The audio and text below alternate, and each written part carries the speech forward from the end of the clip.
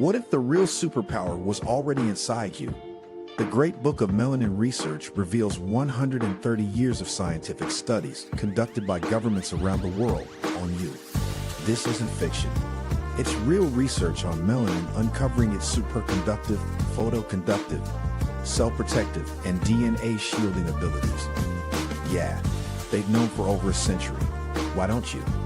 Order now and get the exclusive Police Stop Law Package free. That's the Know Your Rights Manual, Constitutional Rights Card, Qualified Immunity Notice and Card, Police Stop Flashcards Volume 1 and 2, the Public Official Bonds Book. Learn how to hold them personally accountable. This is power in your hands, biological and legal. They studied you. Now you study them. Click the link. Get the truth. Get protected. The Great Book of Melanin Research. It's time you knew what they know.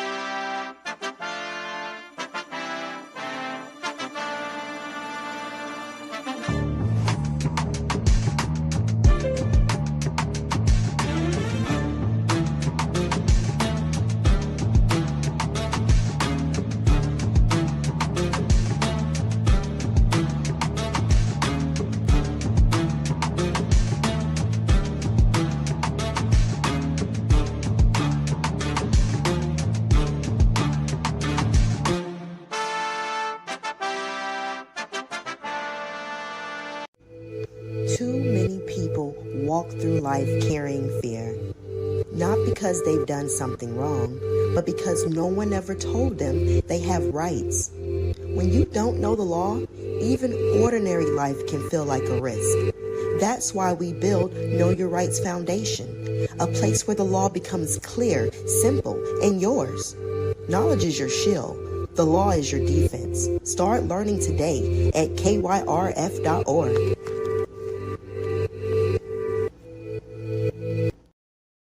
What up, people?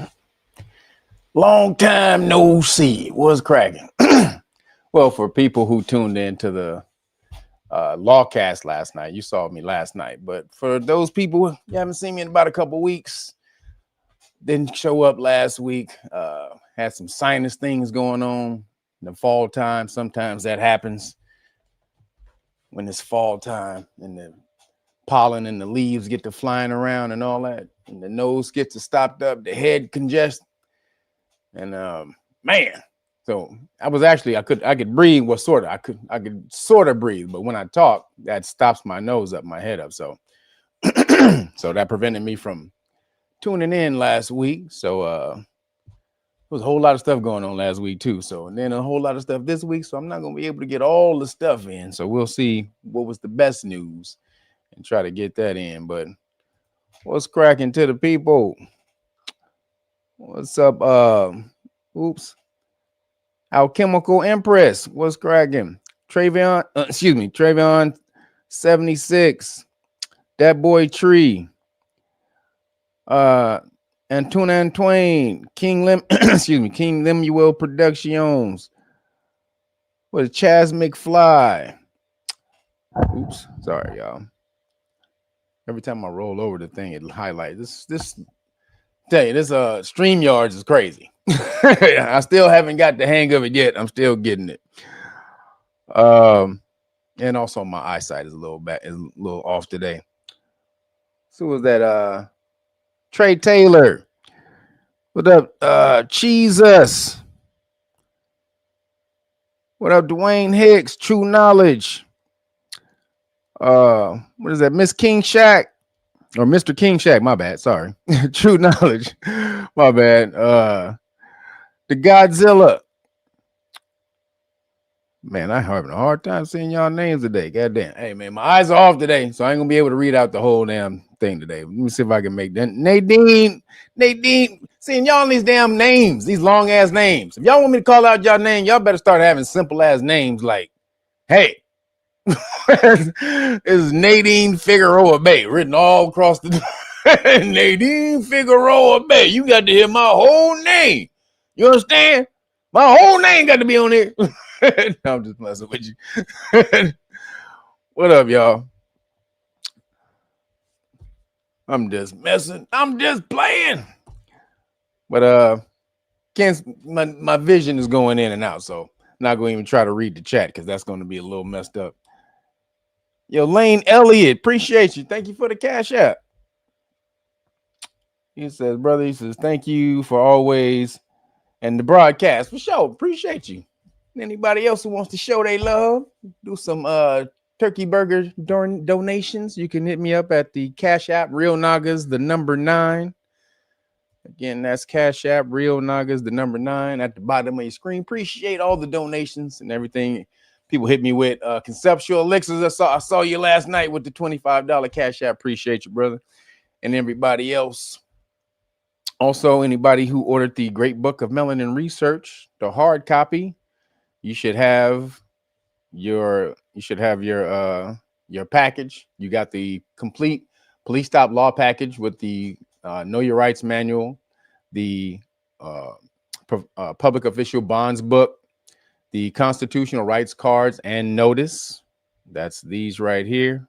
Constitutional rights card right there. This is the qualified immunity notices right here. This is what you keep in your car. You tell the police officer, I do not answer questions. This is what you need. This is actually what most of the people who rolling around with ICE and ICE is running up on you. This is all you need. If ICE rolls up on you and they start asking you questions and stuff like that, are you an American citizen and all you gotta do is pull out your, because you're not obligated to answer questions from the police officer. But if you feel intimidated or something like that and you think they're going to mess with you, just pull out your constitutional rights card and your qualified immunity card. Just got another story about a brother who did that a couple weeks ago. Corey doing something he wasn't supposed to be doing. Hey, look here, man. These cards are not a get out of jail free card, but when you get in trouble, you can still use them. And that's what my boy Corey did. And he pulled the cards out. When the popo rolled up on him, he pulled his constitutional rights card out. This right here, he pulled that out, and then his notices. And then police officer told him to have a nice day. Now, was Corey riding dirty? I ain't gonna say. That's for Corey to say, not me. That would be for Corey to say. However, I'm just gonna say I don't necessarily know. But shout out to Corey. You're not supposed to be using them if you're not in those situations. But I see you, brother. But this is what you have in your car. You tell the police officers, I don't answer questions. And also, if you hand them your driver's license, if you've been pulled over lawfully, you hand them your driver's license. You also hand them those cards. You say I don't answer questions, and boom, you shut up. You should not be answering questions, talking to the police officer, none of that. Police officer's not there to be your friend, none of that stuff. This is what we're teaching you over here. Know Your Rights Foundation.org. Get over there, sign up, get your butt in there. You saw it. You saw the commercial, not the commercial. You saw the commercial. Too many people walk through life carrying fear, not because they've done something wrong, but because no one ever told them they have rights. When you don't know the law, even ordinary life can feel like a risk. You have rights. You heard her. You have rights, but you don't have rights if you don't assert them. See? How does anyone know that you want to assert your rights unless you make it known? You have to assert your rights. How does anyone know that you value your rights unless you assert them? So that's the only way people know. How would I know? I know you want that sandwich in the refrigerator. I didn't know. You didn't say you wanted that sandwich. That sandwich was sitting in there for goddamn all week. It's about to go bad. I had to eat it. I had to eat the sandwich, man. Come on, man. You know I had to eat the sandwich. The sandwich about to go bad. You didn't even think about that goddamn sandwich. Till I went after that sandwich, you wasn't even thinking about that sandwich. That's usually how it is with your rights, huh? You don't think about your rights till that popo roll up on you and then get them lights in the rear view mirror. Like, oh, God damn it, I should have called Care. God damn, man. That be going through your head. I've heard people say that, told me that when they came up in here. they told me. I called you after. Oh, damn. So get your butt over here before the police roll up on you and it's a dire situation and you're struggling to figure out what to say, what to do, be prepared. Know what to say, know what to do. Be able to tell them to kick rocks. Why can you tell them to do that? Because you know your rights. And if they're violating your rights, you tell them to kick rocks with confidence. Kick rocks, officer. So you can do that. Get your butt over here. Also, watch the Lawcast that we do every other Friday. We had one last week. Check out the Lawcast. We had a funny character that showed up in there last night. Dude was hilarious. From Canada. From Canada. No less. But he's from Louisiana, moved to Canada. And he was hilarious. Shout out to Gerald. He was funny last night. Hope he shows up again. Because he definitely made it lively last night. But again, for everybody who supports, I appreciate you guys. And if you want to learn the law for free, make sure you get over, again, knowyourrightsfoundation.org. Or if you want to get the information for free, just get the Great Book of Melanin Research, boom, and you get all the goodies that along with it. And I am still giving out the 5 decks of flashcards. So for the people who are asking, I had a lot of people asking me if I'm still doing the 5 flashcard deal. Yes. So if you order the Great Book of Melanin Research today, you still get the 5 decks of flashcards. You get the police stop flashcards 1 and 2. Ooh. I don't even have the other one. But you get police stop flashcards 1 and 2, law and government flashcards 1 and 2, and the Supreme Court cases. So you get all 5 flashcards when you order the hard copy Great Book of Melanin Research. All right, everybody, let's get into it. It's a whole bunch of stuff in the last 2 weeks that we need to holler about. Oops. Let me see what's going on up in here. All right. Man, they've been shadow banning my channel, man. They've been doing me wrong on this channel. The KZAR has been doing me wrong. We're going to talk about the KZARs today, too, because found out a little something. But getting into it. Let's starting off. So, Snapageddon. I know you heard the term Snapageddon, or what was it? What was the other term they used? Snappocalypse. So it was the two things. But and you had a bunch of TikToks of sisters going crazy, talking about they was gonna eat white folks. I'm just gonna walk in there and start eating white folks, start putting barbecue sauce all over white folks' legs and start chomping. What you gonna do when I start munching on your ankle, huh? What you gonna do? This is Night of the Living Dead, bitch. What you gonna do when these pearly whites start coming down and munching on you? Huh? What you gonna do? They start talking like WWE. Start talking like, oh, what you gonna do when these pearly whites come munching down on you, brother? What you gonna do, brother? Like, all right, motherfucker, chill out. Motherfucker, it was going crazy. It was going fucking crazy. Now, are melanated people the biggest recipients of SNAP? Not necessarily. So why was the sisters going so damn crazy? They was the ones making the crazy videos. There's a whole bunch of other people on Snap. But why were the sisters the one making the crazy videos? Why it always got to be melanated people that acting stupid? This is why your stock is rapidly declining in America. This is why they're looking for other people. This is why they're letting immigrants in the goddamn country. Trying to rush them in because they were like, you niggas, damn, no matter how much rope we give you, you just keep fucking up. You never gonna be a valuable part of society. So we just gonna check the losses right now. We just gonna check that up and put that on the, what's that, when you have a loss in business, that's a tax loss, you just write it up on your taxes. That's what they doing with niggas. They just write it off as a tax loss. And they need more people. So that's why they're recruiting people in here. So let's watch. Snapageddon has begun. Or has it? Let's see. Would you say lots of immigrants are on Snap, especially Muslim foreigners? All right, we'll see. We'll see. Hold on a second now. Let's see. Snapageddon. Hold on.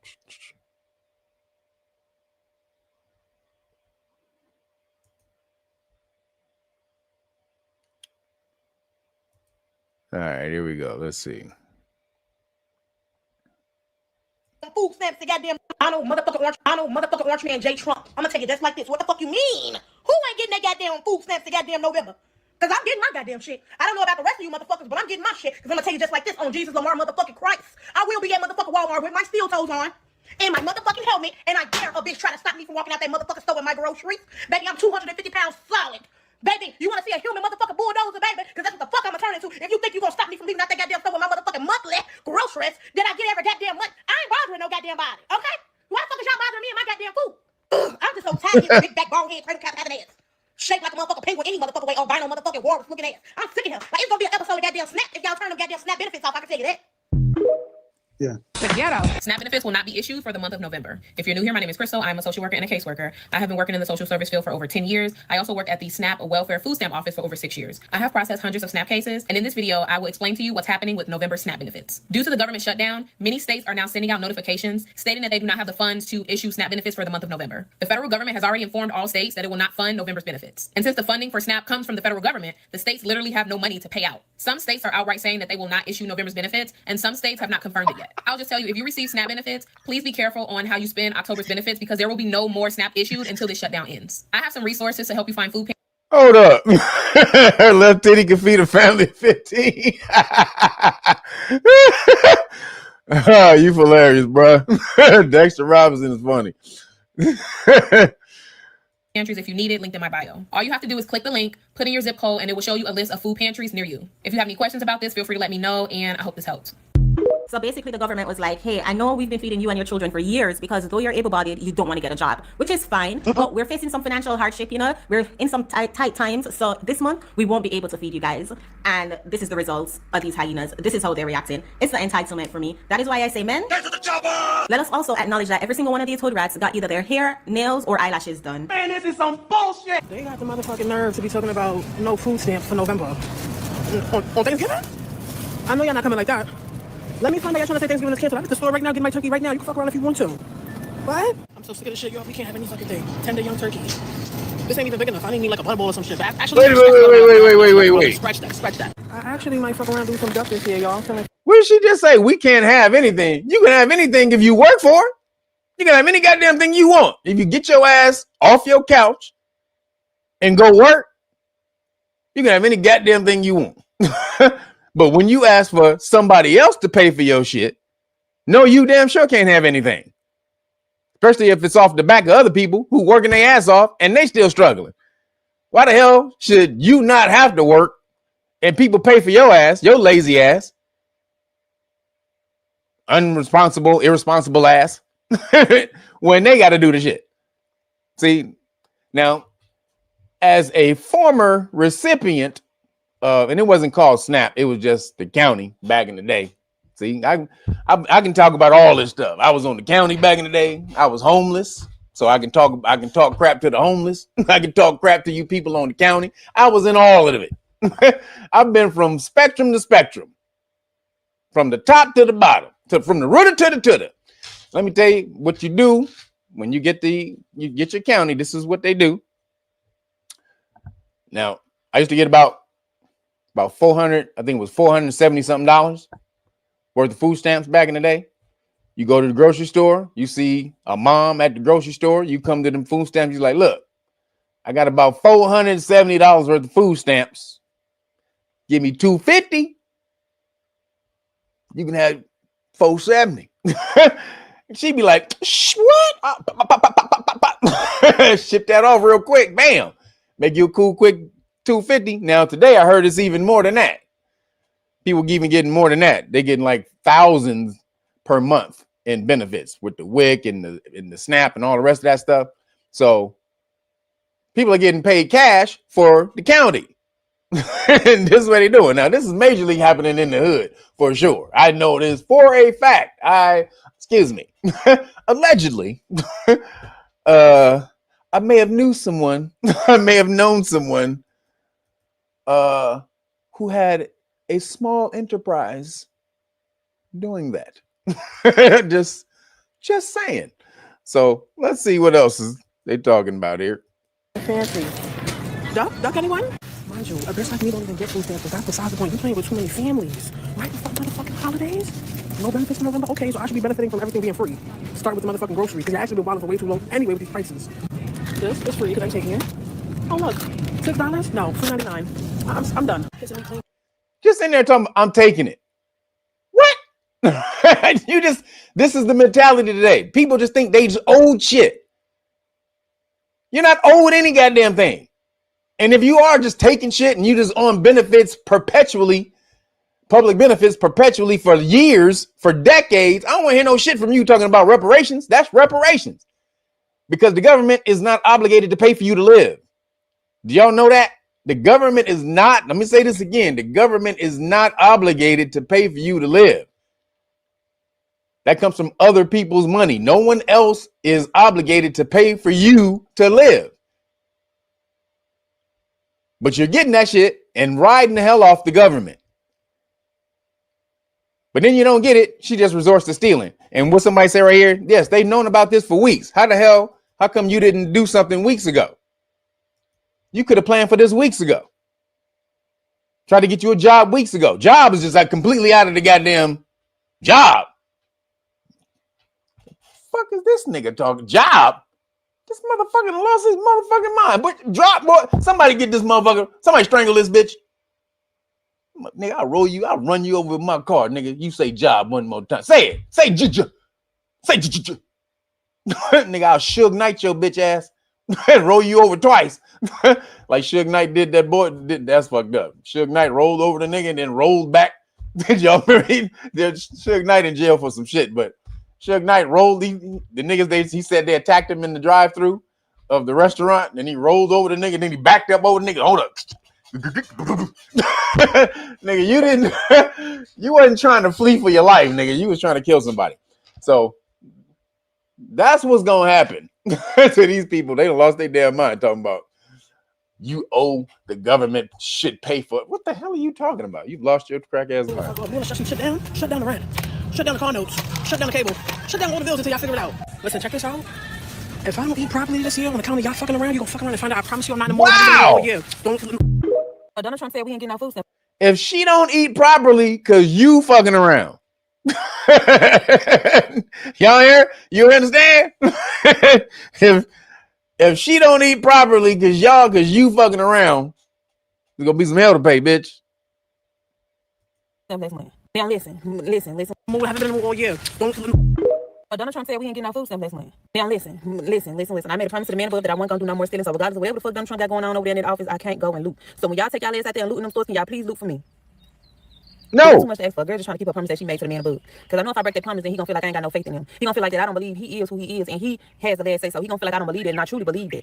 So when y'all go in the store, can y'all just give me a pack of noodles and a case of water or something like that? You feel me? And I don't know so I don't really know how true it is or not. And I'm not going to go looking for it because they say if you go looking for something, you go find it. I don't want to go find out about us not getting no motherfucking food stamps next month. But once again, that goes back to me saying I'm not worried about it because I'm God child and I know he gonna take care of me and mine. He gonna make sure we straight. So whatever Donald Trump got going on, hey, I'm gonna let him do it. Yeah, because the daddy who made them kids, getting him involved, that's totally out of the question. See, these women are coming to the harsh reality of them trying to replace the man in the family in the house with the government, trying to make the government your man. This is how you've been able to be independent woman this whole goddamn time. Why? Because the government is your man. The government is your side piece. Well, when the government said, well, about to move on, chick. When the government get a new side chick, then what you gonna do? I'm stealing. No, fuck this shit. I'm stealing every goddamn thing. Well, what happened? Did this actually go down today? Let's see what actually happened today. Let's see if Snapageddon went down.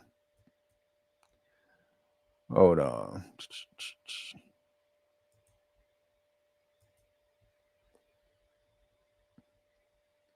Man, dang, what the hell?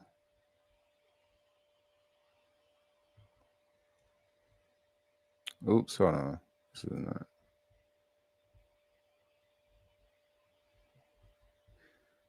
All right.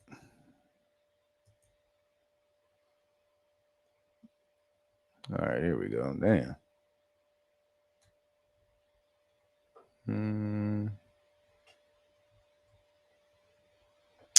Oh, dude, where'd it go?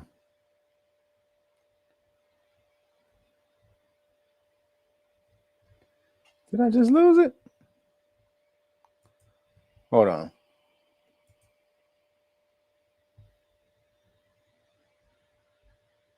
Something is up. It's not sharing the screen. Hold on. All right, here we go.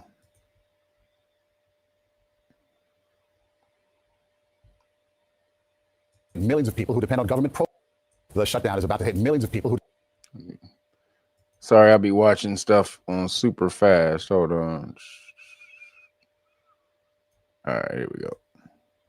Depend on government programs to... The shutdown is about to hit millions of people who depend on government programs to feed their families, pay for health insurance, and send their kids to preschool. Today, a federal judge got involved, ordering the Trump administration to keep money flowing to the food assistance program formerly known as food stamps and now called SNAP. Nicole Killian is at the White House. An extraordinary admission from the Agriculture Secretary when we asked her what her message was to the millions of Americans who could lose their SNAP benefits soon.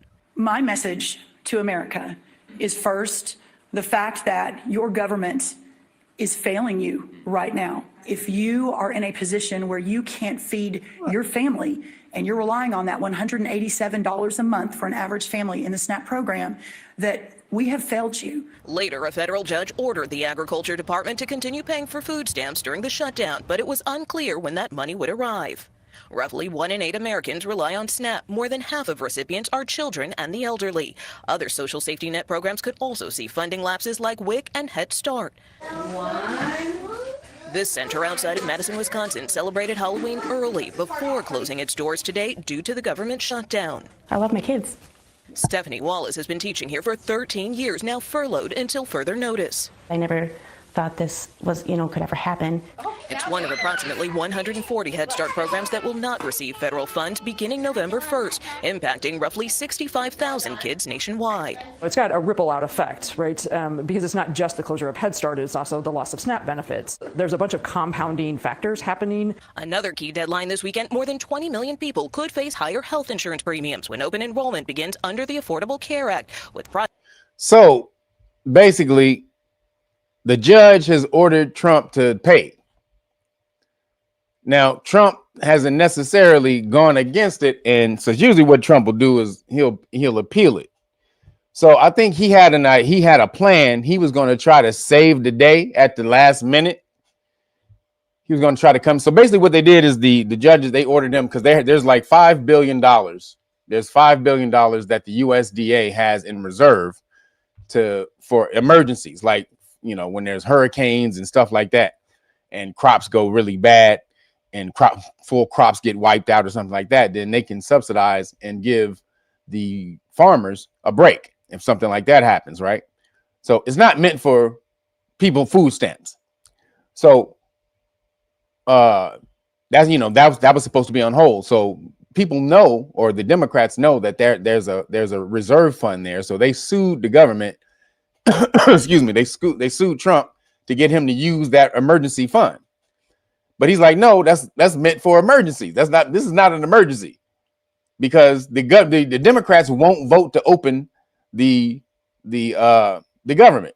They voted like 15 times to keep the government closed, because they're trying to implement, or they're trying to push in $1.5 trillion more in spending. Basically, what was taken out in the big whack bill that just got passed. They took out a bunch of funding for healthcare funding for illegal immigrants and stuff like that. Also benefits, these type of SNAP benefits going for illegal immigrants.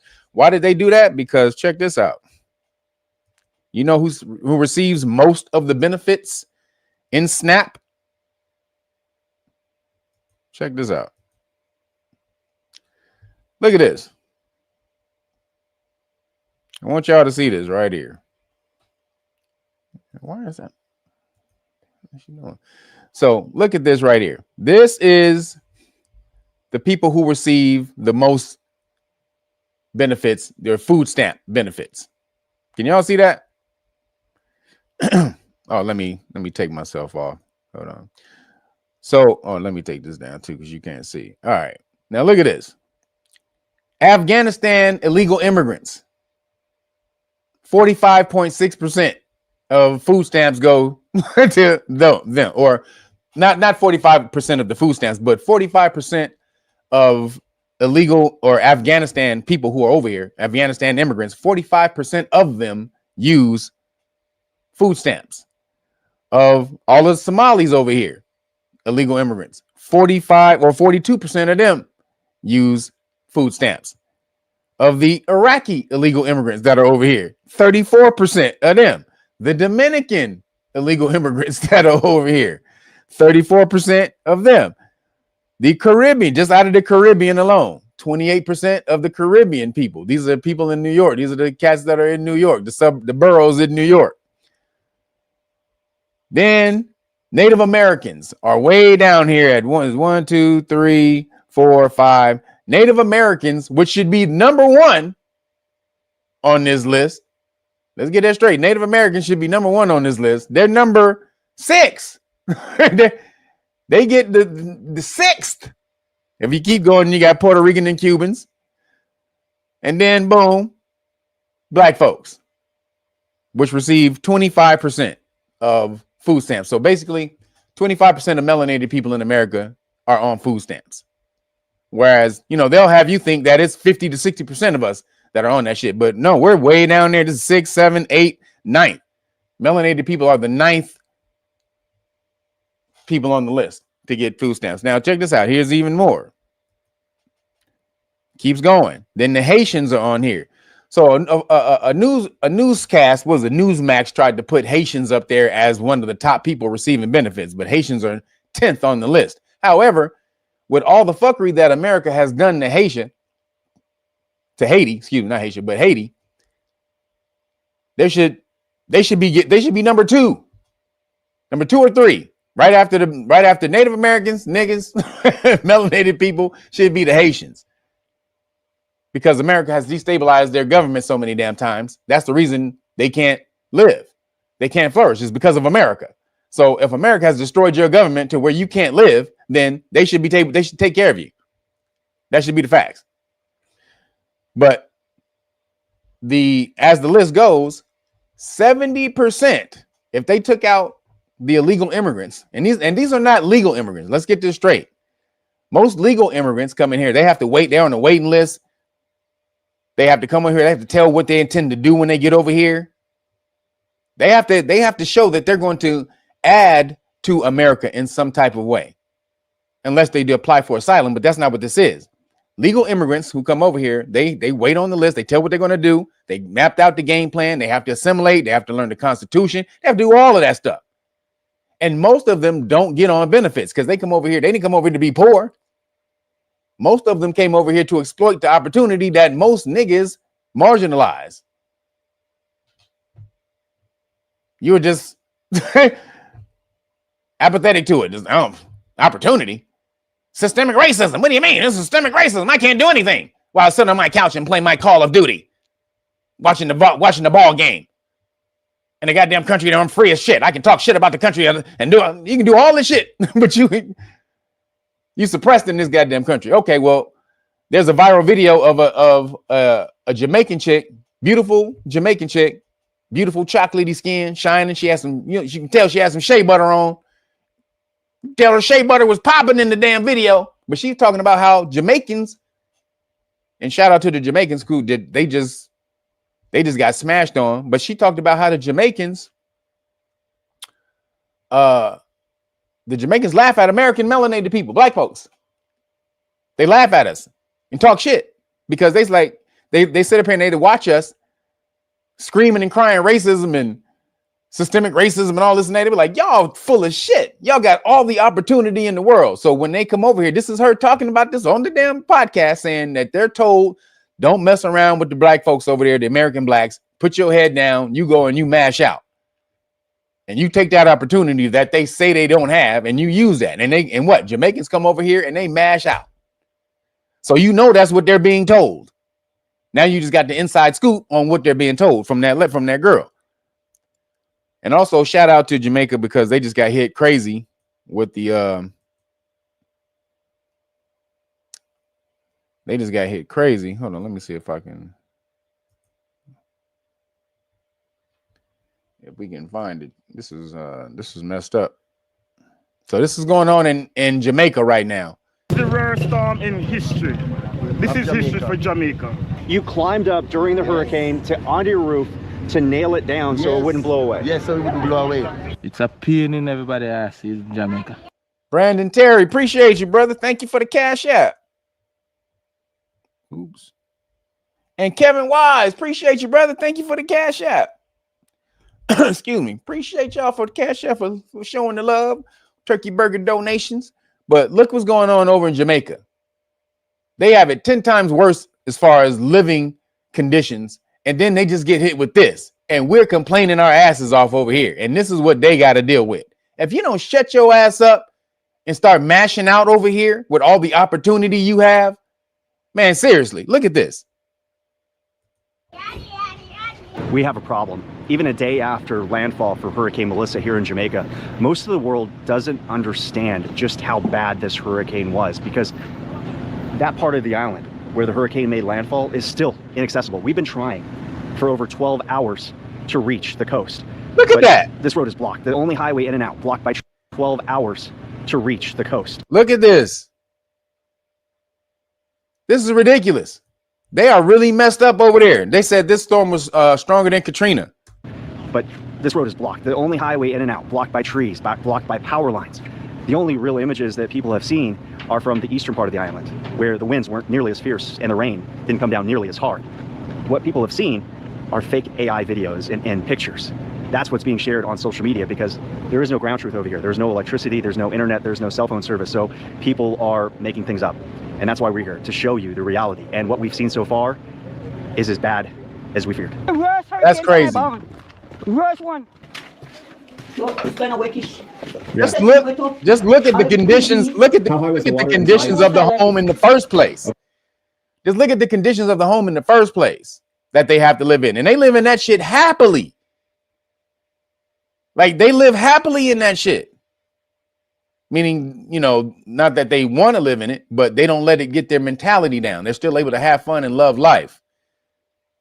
While you over here complaining your asses off, crying all goddamn day about white folks, acting like your life is terrible, they got to live in this shit. Okay. So we have to go. So it came rushing. Rushing. Come in. Damage everything inside here. Yeah. See?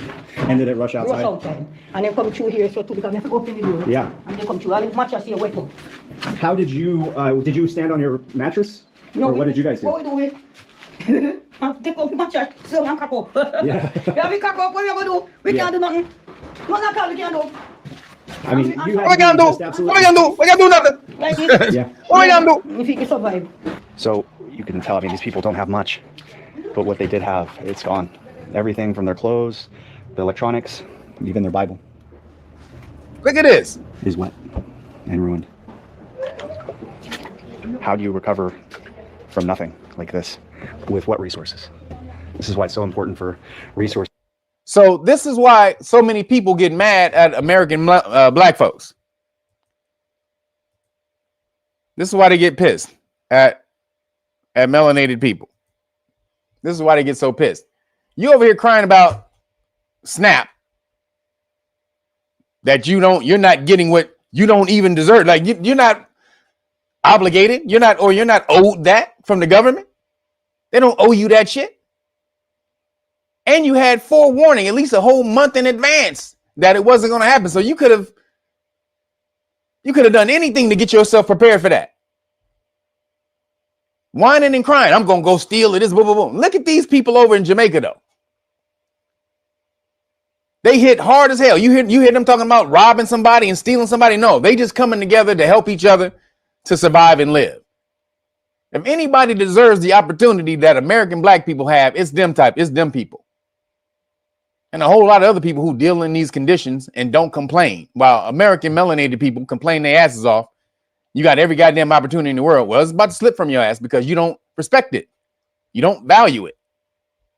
So you complaining about SNAP while they just lost their whole goddamn country.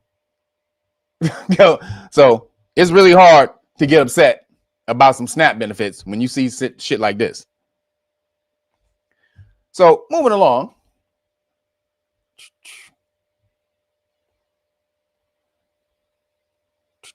Oops. So moving along, a Khazarian judge, a Israeli Khazarian, or not Israeli, but he's American, so he's an American Khazarian, Jewish person. And this is a person who's in Utah. They basically ordered a mass gag order on the Charlie Kirk shooting. Over 3,000 people this judge has told to be quiet, and he can't say anything about what went on, or anybody that was there associated with the Charlie Kirk shooting can't say anything about the shooting. So what you say? I hear what Kev is saying, but don't act like our ancestors didn't put in work. That's why Jamaicans are able to immigrate here now. There's a whole bunch of people's ancestors put in work. What that got to do with you today? What you doing? Stop talking about what your ancestors did. What the fuck are you doing? I get sick of this bullshit. Niggas be always the only majorly living off their ancestor shit. Do you see anybody else doing that? Niggas are the only people who live off of what their ancestors did, or try to live on what was taken from their ancestors. What that got to do with you today? Well, if our stuff wasn't taken from our ancestors, I'd be rich today. You don't know that. You don't know if that shit would have been lost somewhere else down the line by some other dumb ancestors of yours that came later than the ones who lost it. You have no idea what would have happened. All you know is that you live today and you have these opportunities and resources today. That's what you know. And for you to be, all you people be, well, I lost if I had this and if I had, and if fuck the ifs, what you got right now? I promise you, these people in Jamaica would love to have the shit that you think that you don't got right now. I promise you that. They would love to have the shit that you say you don't have and you crying over right now. Those people would love to have that shit. They not only would they love to have it, I'm sure they'd get into a goddamn cage match to whoop your ass for it. So again, stop complaining and just use your godness. Not only do you have all the resources in the world, you are gods. On top of that, you are the creators of the world. So you have no excuse. You have no goddamn excuses for being in the place you're in right now, melanated people. Sorry. At this point in time, you have all the information in the world. You got all the opportunity in the world. You got all the resources in the world. There's no reason that you shouldn't be mashing out. If one melanated person has done it, that means every one of them can do it. So moving along, the Khazarians, like I said, the Khazars,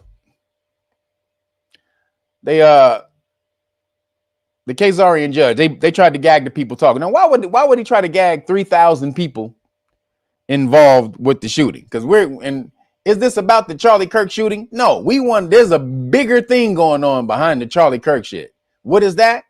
The Khazars trying to take over. This is Khazarian supremacy, world supremacy that's going on right now. We are in a full court press by the Khazarians trying to take over, where they were in the midst of taking over and then they fumbled the ball. They see, oh shit, the plan started to crumble. So now they're calling audibles. I'm using football terminology. If you don't know football terminology, an audible is a change of the play right at the start of the play. Because if you sense the defense guessed what play you're going to run, and they're going to know what defense to operate, then you got to call an audible. You got to change the play right in real time, right? So that's what the Khazarians had to do, because they started to crumble. Their whole plan started to crumble when all of the backlash on Khazaria started to come. They didn't expect, because they had control over the narrative for so long, they didn't expect to lose it. And when TikTok, that's what really did it. After they smashed out in October, on October 7th, all these videos started coming out on TikTok, mostly from their own IDF soldiers on what they were doing when they were killing people, going in people's houses, wearing their clothes, cooking their food and shit. And they were putting these videos on TikTok. So then people started looking at them like, God damn, these motherfuckers is fucked up. these goddamn Khazarians, goddamn, this is what they be doing over there? Oh, fuck this shit. So Khazari was like, oh shit, TikTok is anti-Semitic. There's a whole bunch of anti-Semitism coming down on TikTok. We have to get rid of TikTok. Wait a minute. No, your people are showing what you're doing. And then everybody else is just reposting that stuff. So now that's why the Khazar, Larry Ellison, he went and bought TikTok, right? So now they own that. So again, we're in the middle of a world takeover by the Khazarians, and it's going bad. It's going really badly for them. So check this out. This is what somebody found out about the Khazarians. Hold on.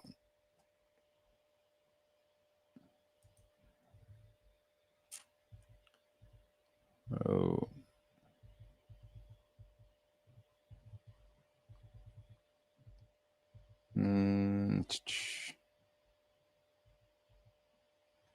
All right, here, check this out. This is crazy.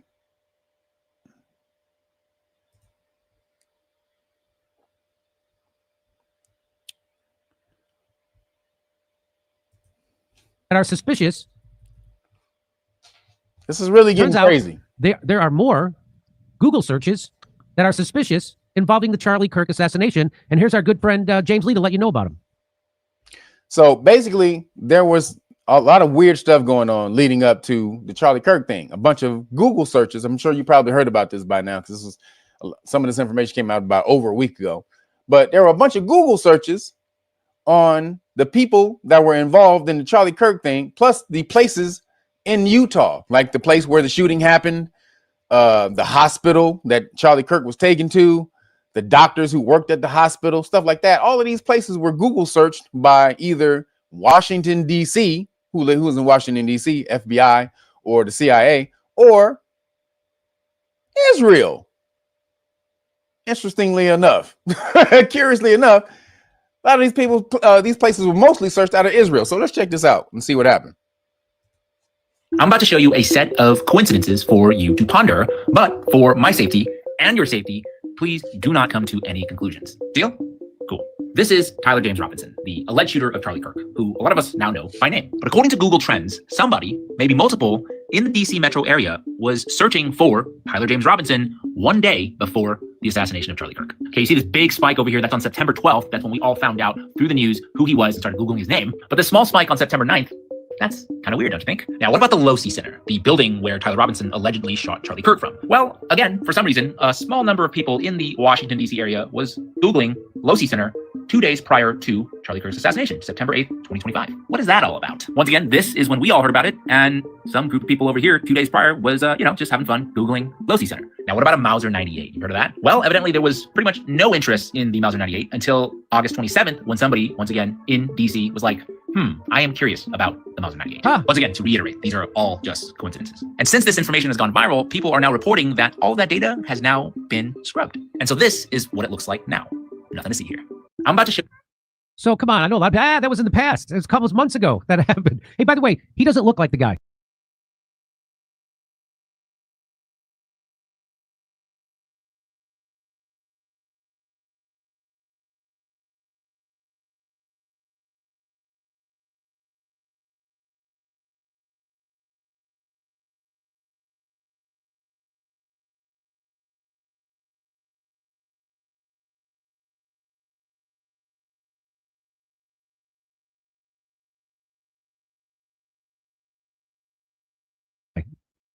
Shootings and shooting.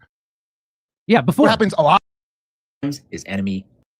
Watch this. You guys have heard. Once is happenstance, twice is coincidence, 3 times is enemy action. That's the medical examiner. It is a woman named Dr. Deidre Weiss Amaro, and she blew in from California. She was announced as the new state medical examiner in May of 2024. So I'm interested in learning as much as I can about this medical examiner. I'd like to know more about this medical examiner. You know who else wanted to know more about? Oh shit, I was muted. Sorry. So damn it. I forgot what I just said. Basically, damn it. I forgot what I just said. Goddamn. But the whole point, this is leading up. This whole search is, that's what I was saying. The guy who did the search, that's what I was saying. So the guy who actually made this famous, his YouTube channel had only 4,000 subscribers when he first started. About a month ago, he started doing this research on Charlie Kirk. About a month ago, he had 4,000 subscribers. Now his YouTube channel is up to about close to 35,000 because he's doing such good work on this research. But as you can see, they started to scrub the internet. They started to scrub the research after he put it out there majorly. It started to get all these views. So it's been viewed like millions and millions of times at this point. So YouTube or Google scrubbed the search. So when you go and look for it now, you can't find it. But homeboy, he was live streaming and he recorded the search live. So that's why he has it. Dr. Deidre Amaro. It's our friends over there. Deidre Weiss. Let me go back. Before. So Audrey Hale, I'd name a shooting.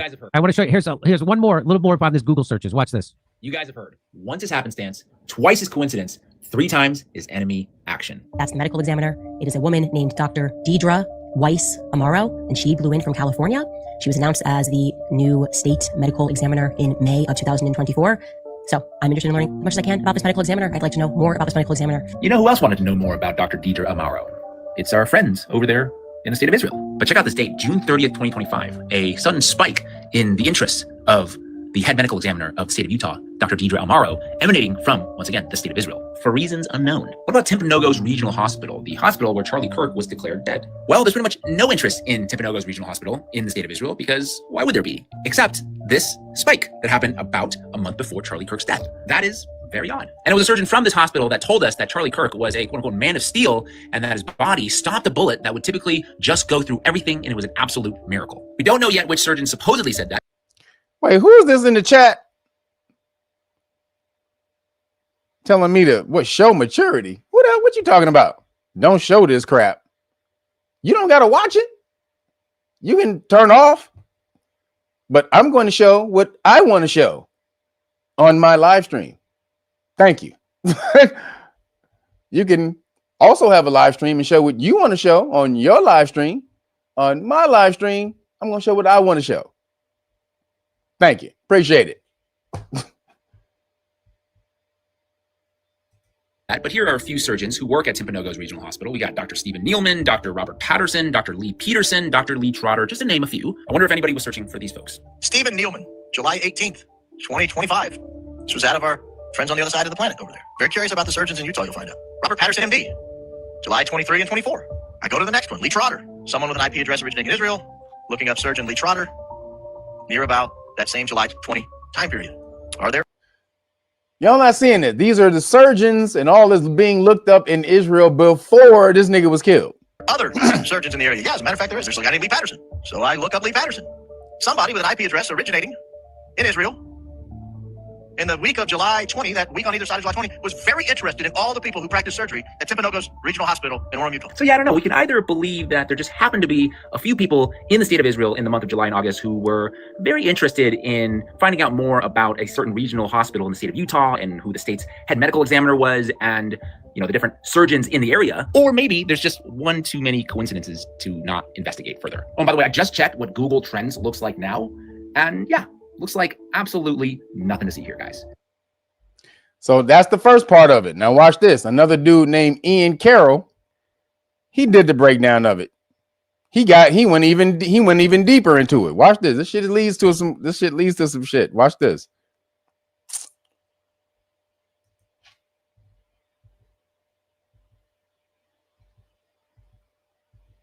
I can find it. Where'd it go? Bam, bam.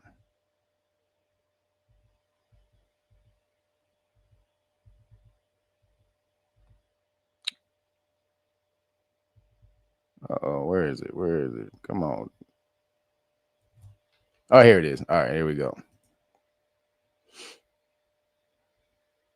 So check this out. So this is Ian Carroll. He's a super conspiracy theorist dude. A lot of stuff be on the money, though. But watch this. Somebody Googled the kid who was asking the question as Charlie Kirk got shot. Somebody Googled that kid, and he's talking about, I don't know if you've seen that video, where before the shooting, he was planning or rehearsing, looking shocked. And then when it happened, he did that look. That's what he's talking about. And someone Googled that kid. What? In August, from Israel. What? keeping with our theme today of Charlie Kirk's suspicious Google searches, there was Ian Carroll put all the Google searches in a timeline. All these Google searches show you the crazy things that people were Googling from Israel and Washington, D.C. and Huntsville, Alabama, which is a major FBI hub, before the assassination. Let's watch how Ian Carroll breaks this down. And so this is where I started to realize that putting all these searches onto a timeline might tell us something interesting. Because Barron keeps on kind of saying how there's this, they all cluster around this 2-week window, sort of in the middle of July of this year. And what was when happening most then? searches happened. When was that? What was and so happening? I'm sort of thinking, well, what happened around July 20th? Like, what was happening in Charlie Kirk's life, and in TPUSA's life, and in Israel's life, and what was happening around that time in July? Do you know what it was? I know. Around this time when all these searches exploded? I know what it was. Any guesses? I have a guess. TPUSA's convention in Florida? Was that what was happening right around these searches? On July 13th of this year, Charlie Kirk was in Florida at the TPUSA event, hosting a debate between Dave Smith and Josh Hammer, How'd that where go? Dave Smith made Josh Hammer look like a fucking idiot and made the entire pro-Israel cause look ridiculous. And then the next day, on July 14th, Tucker Carlson headlined the main stage for the closing night of the event. And we know from Tucker's reporting, Candace's reporting, and kind of Dave Smith's reporting too, that a conversation happened backstage before Tucker went out on stage where he said, listen, I know that you get all this shit from donors, and I know that they're all over you, and I normally talk about Israel and about Jeffrey Epstein, all these things, and I'm not going to go hard on it. I don't want to bring more trouble on you. I'm not going to do it. And Charlie said, no, go all the way. Say it all.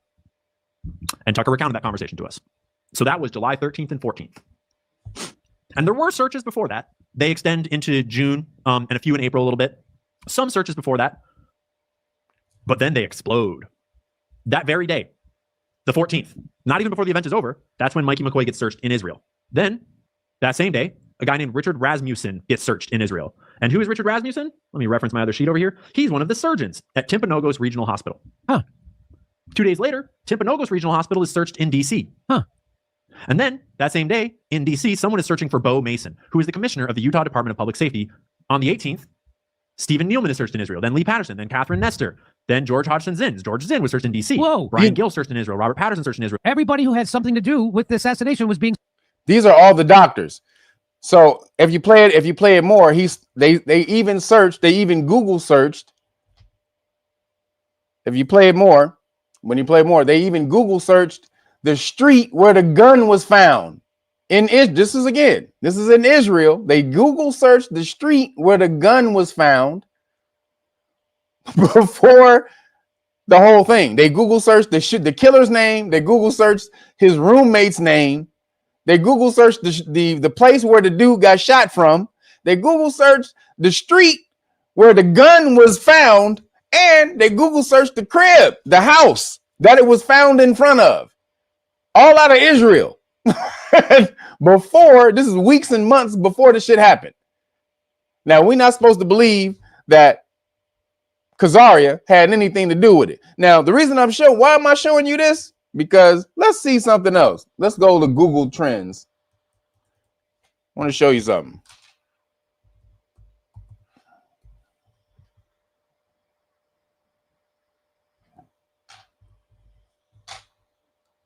Where is it? Hold on. Google. All right, check this out. So anybody can go here and you can type in something and look for. So let's just say, what should we type in? I'll type in just my name. All right, Real Nagas.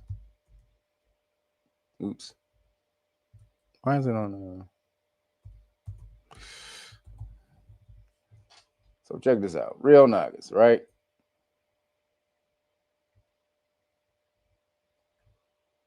So this is me, right? This is United States. This is a search for Real Nagas.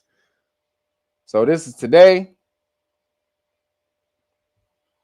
You can see around what is this? Around, this is yesterday at 10:20 last night. Now, this is out of the United States. Let's go to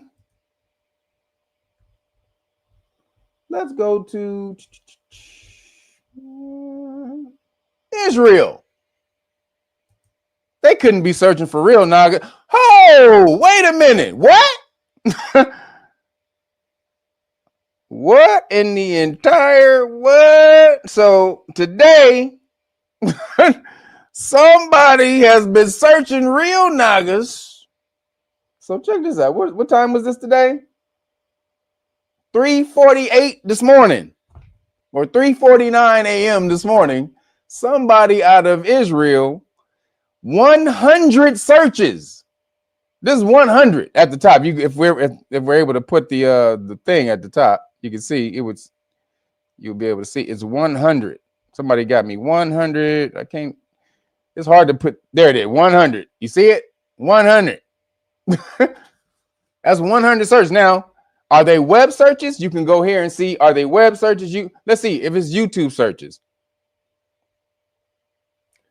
YouTube search.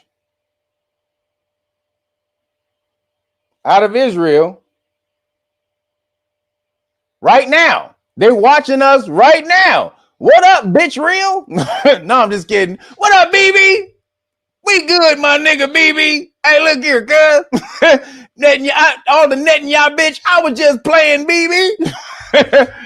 Let me tell you something. Hey, nigga, Havla Gila, Gila Gila, Hashla Gila. Hey, I'm with the Havla Gila. I'm with it, baby. I mean, BB. But hey, let me just say this right now. I love myself, and I would never, ever kill myself. Ever. Ever, ever, ever. Never, ever, ever. But whoa, they watching us right now. This is a Google YouTube search for real Nagas. Meaning they're watching the videos. They've been now, you can go out. This is just the past day. Let's see. Past 7 days. So this is October 31st. There's actually one from October 26th, 27th, and 28th. So October 26th, 27th, 28th, 29th. I didn't look for 30th, but 31st and today. So they've searched me every day since October 26th till today. Watching right now. As we can see. Now, you can also go back out. Let's see. Let's go back out 12 months. So they erased it. Before, it had 12 months. Let's see if it does 90 days. So before, when I did 12 months out, let me see if I just do a web search instead of Google search. So check this out. Web search. 12 months out. So when I searched it the other day, see, they wiped it. The other day, they had searched me in Israel on August 3rd to August 9th. That's when they started within the last 12 months, was August 3rd to August 9th. So, Mr. Why you showing this? That's why I'm showing it, God damn it. Because these bitch ass niggas trying to search your boy. Don't be looking me up, God damn it. They try to search for the kid over here, baby. You can't catch the kid. You can't catch me, Gabriel. I'm not going for it, bitches. So, something going on out of Israel, huh? The fuck is going on out of Israel? God damn it. Israel is the greatest. Israel is the greatest. Okay. Is you a bot? See, he must be one of them Israeli bots. See, they watching us right now. Don't think it ain't some Israeli bots up in this bitch. So don't think there ain't some Israeli bots up in here. So all my moderators, watch out for the Israeli bots up in this bitch. As you can see, they're watching us right now. 100 searches. That means they're using AI or bots to search my videos. Because there's not 100 people searching my shit at one time. So what that would mean is 100 bots are searching through my videos or looking for me right now. Or there might be 100 bots in this chat as we speak. Or a few. So just watch it. He said, I gotta go.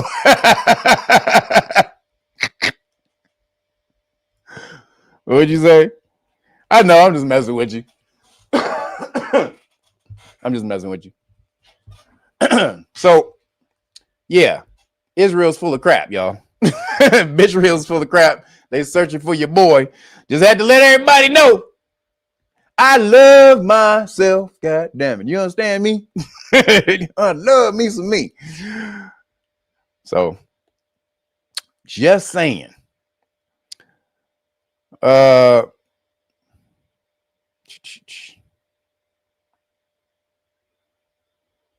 So the reason that judge issued the gag order is because he was trying to shut Candace Owens up.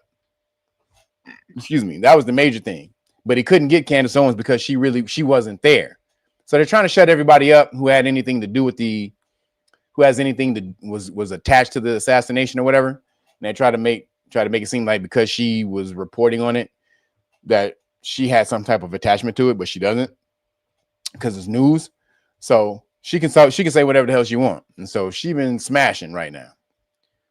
Some of her stuff is off. You goddamn right. I love me some me. You understand?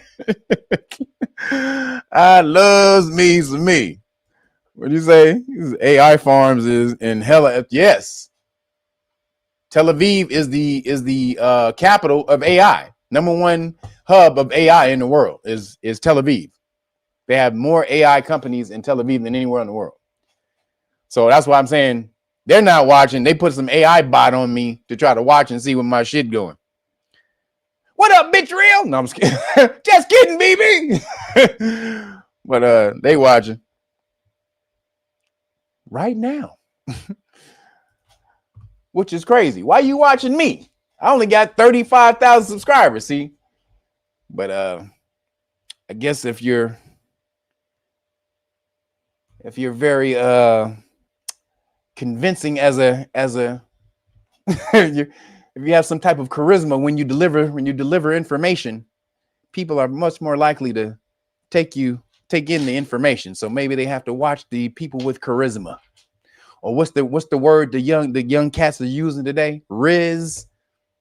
I got all the riz. Is that what it is? Is that what it is? I got all the riz. So moving along, a random guy on the excuse me, no, I got that. Just did that one. My bad. So one of Epstein's, this is still with bitch real. So one of Epstein's victims, they came out and they said, oops, where is it? One of Epstein's victims, you know, the girl who got hit by the bus and she died. What was her name? Gilfrey, or I think that was her name, something Gilfrey or something like that. So check this out. She named who one of the people was who was molesting her in the book. After her death, she named one of the people after her death. This is crazy. Check this out. Now published, and the details in it are disgusting. She points at many very powerful people. She doesn't name very many names. I mean, in the book, she does name Prince Andrew, but there's others that she just alludes to. She calls them billionaire 1, billionaire 2, billionaire 3, prime minister 1, a sadistic prime minister, soon to be governor of a Western U.S. state, and a former U.S. senator. These are the titles that she gave in the book, probably to protect the publisher, because she'd already publicly said who these people were in her testimonies and in her various different interviews. But in the book, she doesn't actually name those names. But different new details have come out in this book, and it is absolutely disgusting. I think just once again showing why so many people are demanding Epstein files. We want to know who these powerful people were, what kind of blackmail is on them, how compromised are they, and what are they, and what sort of decisions did they make on behalf of American citizens using taxpayer dollars, because they themselves were actually blackmailed. This is the New York Post. They came out with Virginia Giuffre's beaten, raped by well-known prime minister in an attack that broke Epstein's spell. Her memoir reveals, this is the story from New York Post, prominent Jeffrey Epstein victim Virginia Roberts Giuffre was brutally bloodied, beaten, and raped by a well-known prime minister in a series of savage encounters that finally helped the teenager break free from the sex trafficker's spell. In her posthumous memoir, Nobody's Girl, a memoir of surviving abuse and fighting for justice. What prime minister could she be? There's a few prime ministers in the world. What prime minister do you think she's talking about? Let's see. Giuffre recalls begging Epstein to step in after the unnamed politician forced her to beg for her life, but the pedophile coldly told her it was simply part of her job. She says, after the attack, I couldn't stay a fool, having been treated so brutally, and then seeing Epstein's callous reaction to how terrorized I felt. I had to accept that Epstein meted out praise merely as a manipulation to keep me subservient. So who is she talking about? Well, we have some guesses based on some of the various different interviews and her testimony that she's done, when she talks about the sadistic prime minister, Giuffre describes an unnamed prime minister who raped her violently, choked her unconscious, laughing as she bled. She wrote that this man met her on Epstein's private island around 2002, and that Epstein later dismissed her pleas not to be sent back, telling her, "You'll get that sometimes." So when she said I was abused and he was really violent, he's like, "You'll get that sometimes." Giuffre never revealed the leader's nationality, explaining that she feared retaliation. No major outlet has definitively identified him. The reporting acknowledges speculation linking the description to an unnamed world leader in Epstein's circle. And that unnamed leader is, they believe that this is Ehud Barak, the former prime minister of Israel. And at the time, he was the prime minister when he was doing this. That is the allegation. The former prime, not so I saw y'all. A lot of y'all said Netanyahu bitch up in here. No, not him. It's not him. Good guess though. It's the one before him. It's like what they call. What's his name? Of Israel. And at the time, he was the prime minister when he was doing this. The reporting acknowledges speculation linking the description to an unnamed world leader in Epstein's circle. And that unnamed leader is, they believe that this is Ehud Barak, the former prime minister of Israel. And at the time, he was the prime minister when he was doing this. That is the Ehud Barak, former prime minister of Khazaria, of New Khazaria, excuse me. So we see where this is going. We see where this is going. Now, there's one other thing I got to show you before we get out of, before we leave the fuckery of Khazaria. So now we just see now, Giuffre just named. Now this is why. Now you see why the Epstein files aren't coming out. Now you see why Epstein files aren't coming out. New Khazaria is implicated in all of it. They can't have that. And you got Kash Patel and Dan Bongino, the FBI directors. They're super Zionists to the point where this week they wanted to investigate. Tulsi Gabbard is the head of all the intelligence agencies. I mean, she's the number one intelligence officer, period. She's the head of the FBI and the DOJ. She's the number one. And she wanted to look into whether there may be foreign involvement in the Charlie Kirk shooting. And Kash Patel, the head of the FBI, was basically told her no, she couldn't. Now, how the hell you her subservient? You her subservient. She's your boss. How the hell are you going to tell the head of the national security of national intelligence that she can't look into a foreign agency assassinating an American, instituting an assassination on American soil? So who the hell are you to tell her she can't defend America? By looking, no, it's going to prejudice the case. Wait a minute. If we find that somebody might have been involved, somebody else might have been involved, then other than the person that you say is involved is going to mess up the case. No, it's going to mess up the case that you want neatly wrapped up with a little bow, like what's on like Lee Harvey Oswald and all the rest. You just a lone shooter. We just want to wrap it up. Nah, we see all the fuckery. You've seen all the searches that came out of Washington D.C. and New Khazaria before any of this happened, meaning it was planned, allegedly. Allegedly. So check this out. Because again, the Khazarians have been trying to usurp melanated people's identity since the beginning. They know who the real people of the mothers and fathers of the earth are, and they've been trying to take over this identity since they were able to, since they've come into contact with it. They were like, oh shit, we need to steal that shit. So check this out. So I don't know who this lady is, Azalea Banks. I guess I may have heard her name once or twice. Guess she's some type of performer or singer, but she became famous this last couple of weeks because she was a super Zionist hoe. Like 304. She was a Zionist 304, and she would be capping the Israel button. So basically, they were paying for her whole thing. This is what they do. They come in and they fund your whole life so that you say good things about them, and you don't know that they evil as shit on the back end. But so this is what they did with her. Then she goes over there to do a couple of concerts or whatever, and this is what happens.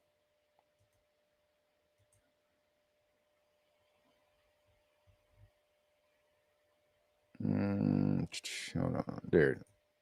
So check this out. About the concept of an Israelite. Straight girl I know, and so I was hanging out with friends yesterday. This is straight girl I know, and we were talking about wigs. And she was like, "Oh yeah, there's a bunch of Black Americans here that play basketball, and there's like girls here that play basketball. You should hit them up. You know, they will know how to get like the wig, like the good, like." Roger Rose, appreciate you, brother. Thank you for the cash app. Everybody else hit that cash app, or you can go to realnagas.com and order the great book of Melanin Research. You can hook it up. That's how you support. Get the whole police stop law package for free, including the 5 decks of flashcards. So that is the real way you support over here. And any way you support is good. But you really want to support, go over and get that great book of Melanin Research, the hard copy, and get rewarded with the whole police stop law package. All right, let's get back on it. Appreciate you. Like American wig, you know, Black American wiggery. So I just kind of said on Twitter, I was like, oh, I gotta find the Black Americans in Israel. I wasn't even talking about Black Hebrew Israelites or anything. I was talking about just like girls probably from, I don't know, like Atlanta or Tennessee that are like here playing on some basketball team. And that's what I was talking about. I was talking just about like general Black Americans, not Black American Hebrew Israelites or anything like that. So this one guy jumps in and he's just like, oh yeah, there's a community of 5,000 Black Hebrew Israelites who believe that they are the true descendants of da-da-da-da-da, but they only started in 1969. And I was like, okay, cool, yeah, that's fine, whatever. Since 1968, the African Hebrew Israelites of Jerusalem have lived in the state of Israel. Guided by their leader, the late Ben-Ami Ben Israel, the group left the United States and, after a brief period in Liberia, settled in Dimona, a city in southern Israel. There, they have lived for more than 50 years, and during that time, the group has battled the state for respect, for recognition, for work visas, and even citizenship.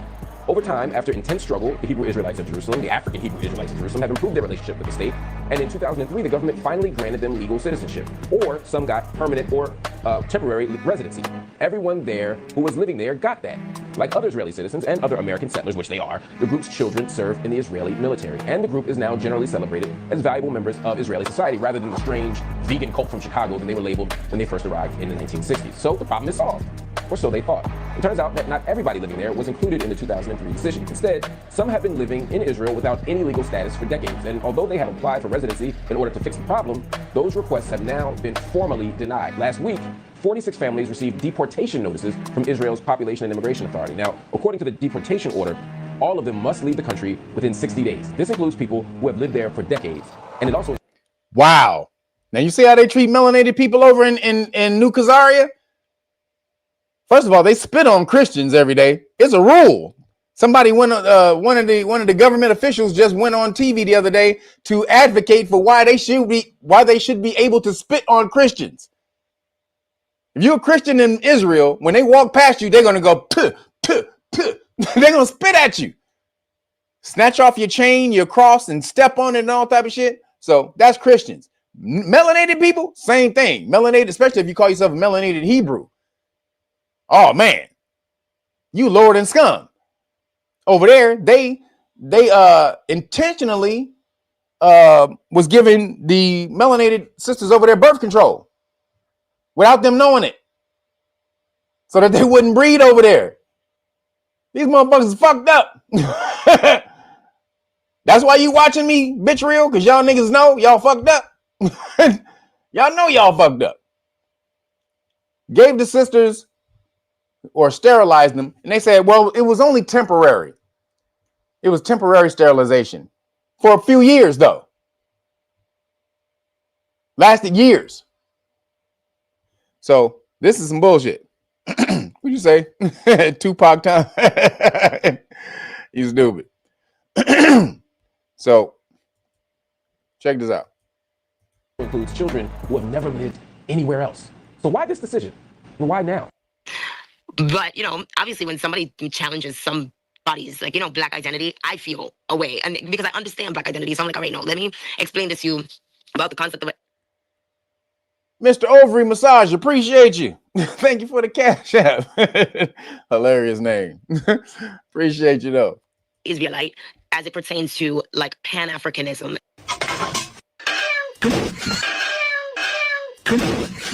And just, yeah, and Black jewelry, really. So, you know, I guess everybody has this like, contemporary idea of just like this little patch of land, like Palestine or the Levant, Israel, whatever. But most of the like Black Hebrew Israelites and people like that, they're thinking about Israelites as like a grouping of people that were stretching all the way down from like Lebanon down into the kingdom of Kush. You know, that's where all the and Ethiopia, that's where all the, you know, Rastafarian Israelitism and the Black Hebrew Israelitism, like most, well, I don't know what Black churches are doing now, but I know that my grandmother and my like Black Christian family, they use the Hebrew Bible, and there's mad slave songs written about the Promised Land and Zion and all that other shit. And we have like all these churches, it's like Zion, Church of Zion, da da da. And yeah, that's what they call themselves. They call themselves Israelites, not because they're like trying to take claim to Israel or whatever. And one of my friends hit me up, and they were just like, you know, going really hard, and I was just like, that's Kevin Thomas, appreciate you, brother. Thank you for the cash app. Appreciate you back, bro. not really what I'm saying. And they were just like, oh well, you know, people have been saying that we have no claim to the land. I was like, whoa, whoa, whoa, whoa, whoa. That's, first off, that's not where any, oh my God, that's not where I was going with that. I wasn't even thinking about that. Like, I don't even think, no. And it just became like one thing after another piling up in the rabbinic debates. And I'm just like, damn.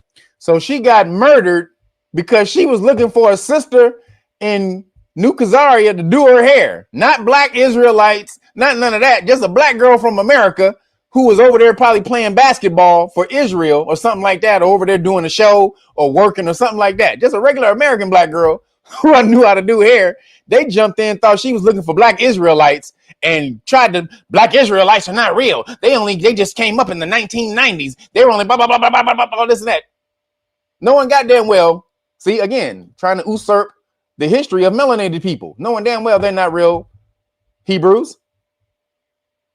Y'all are Europeans from Europe, Khazarians, Germany, Ashkenazi, German.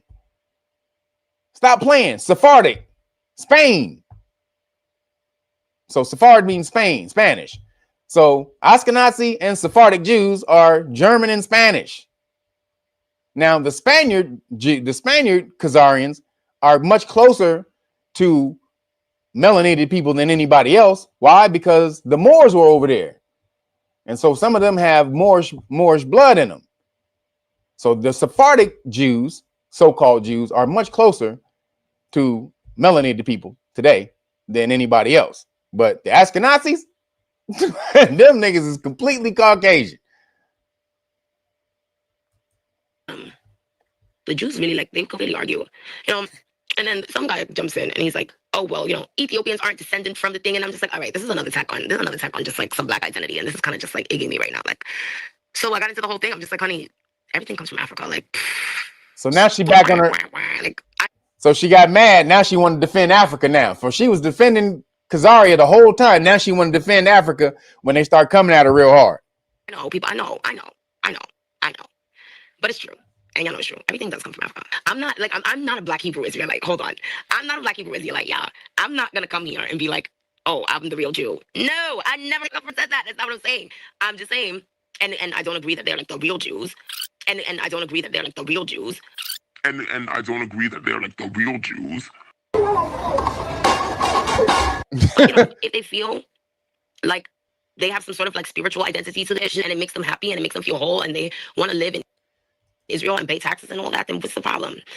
She's saying she doesn't feel like the Ethiopian Jews are the real Jews, but if they want to live here and be and practice Judaism, or what's the problem?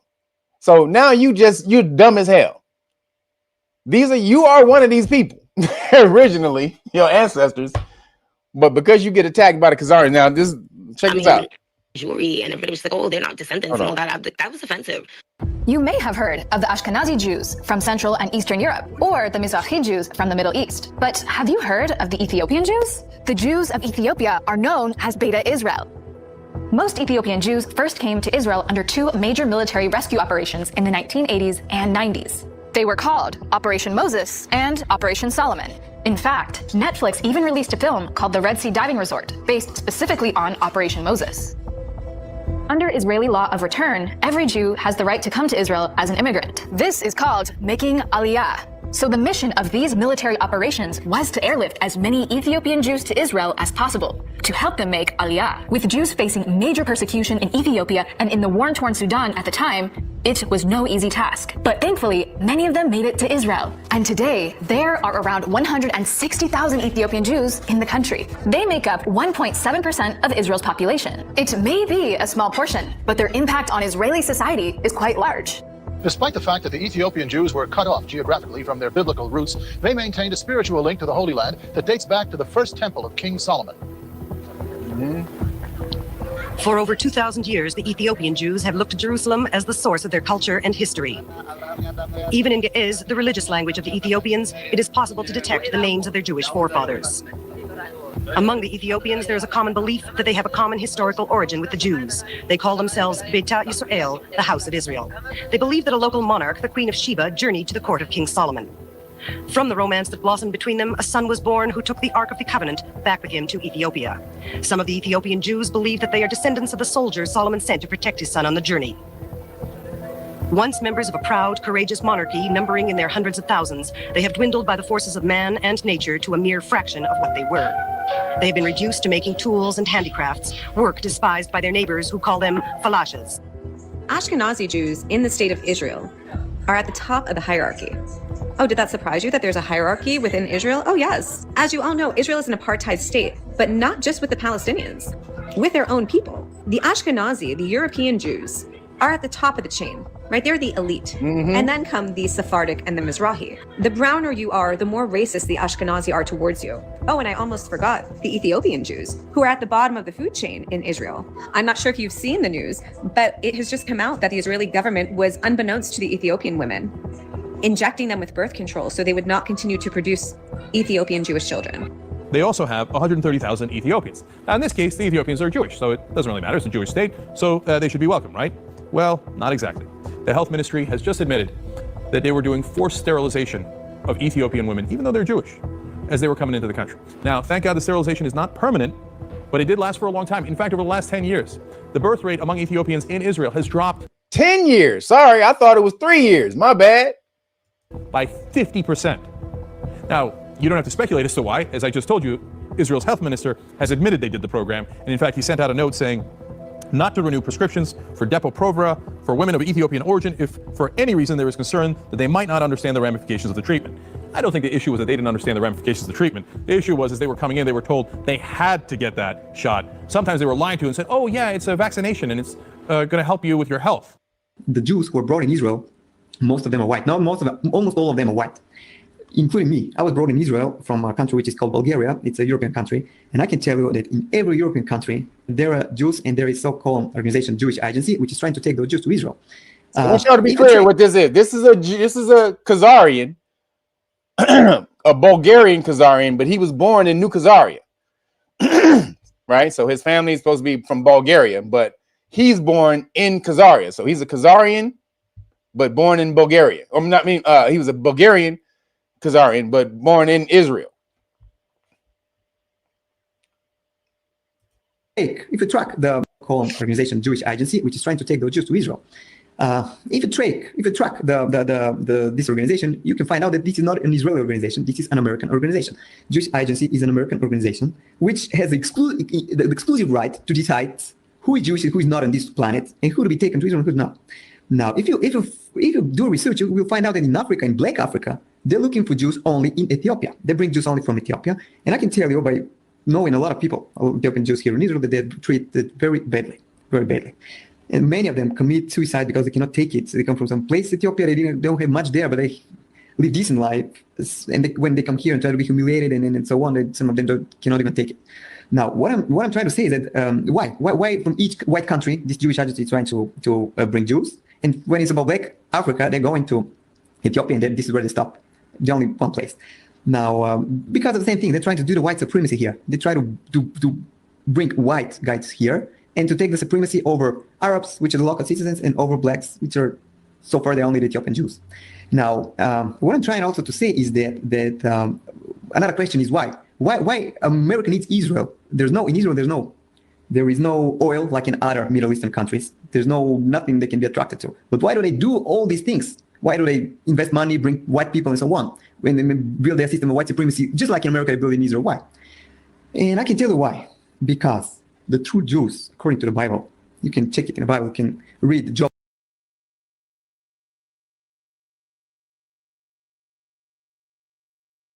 When they build their system of white supremacy, just like in America, they build in Israel. Why?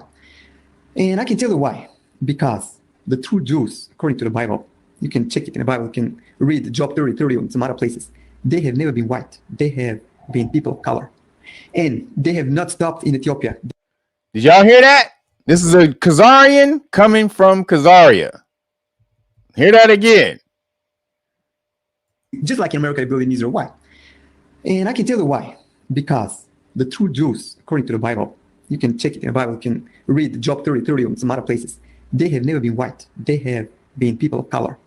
And they have not stopped in Ethiopia. They were in Ethiopia, Sudan, and they have settled in West Africa. From West Africa, they have been taken as slaves to America. Brothers and sisters, blacks of America, it's you. You are the true Hebrews. You are the true Hebrews from the Bible. America gonna do everything, gonna invest as much money as it has, gonna fight as much wars as they can, gonna invite as much weapons as they can, just to hide this away from you. Oh, and there we have it. There we have it. That was coming from a Khazarian in Khazaria, born in Israel. Parents from what do you say, Bogota or somewhere? I forgot the name where he said. But he just told you. Now Kyrie got damn near flambazled for just posting a link to a video that said that. Kyrie didn't say a goddamn thing. Kyrie almost got murdered, like murderated for that. And he did really until all the backlash came with all the stuff he had to do, all the buck breaking that they tried to make him do. They were like, wait a minute, this is crazy. All they did was post a damn link that said black people was Jews. Y'all not trying to prove it wrong. You just try to say that instead of trying to prove him wrong and try to prove the history wrong, or that you actually are the people that you say you are. No, we're just going to tear this motherfucker down. Kyrie Irving's a piece of shit. How dare you say something like this? You anti-Semitic. Blah, blah, blah, blah, blah, blah, blah. And then, goddamn, they put the full force on it.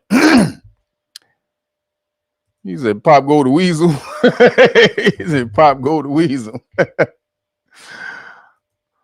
He says, "Wasn't no slaves bought here like that, man. They took them. Yeah, that's true. They took them to South America and enslaved indigenous people here and reclassified us blacks as Afro-American." Absolutely. Yes, that's exactly what they did. So just wanted y'all to know. So moving along, but this is I had to show y'all, this is the Khazarian takeover of the world.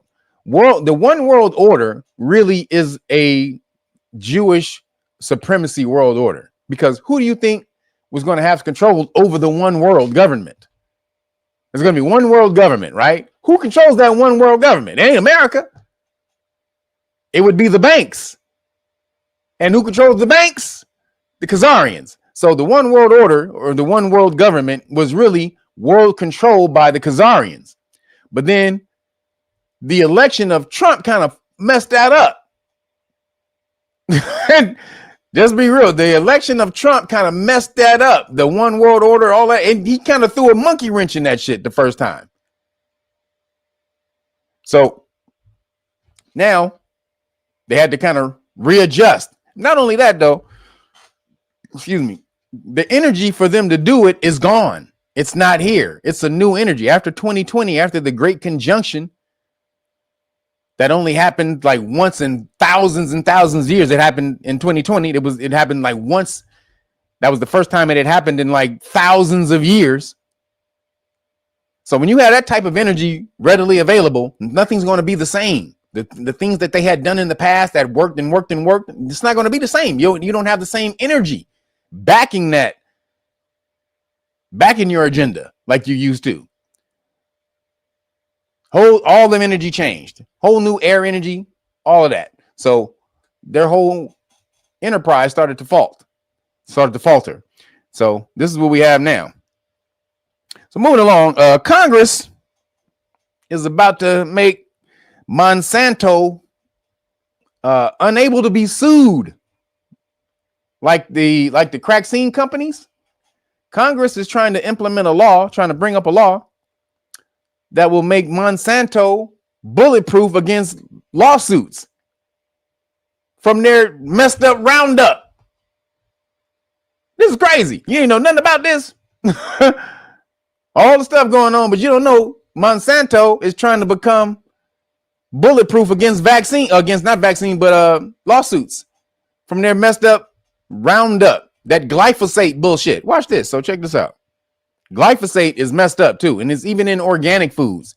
If the farm is close to another farm that uses it, your organic food, your organic wheat and whatever, it would also have glyphosate in it. So be careful. So check this out.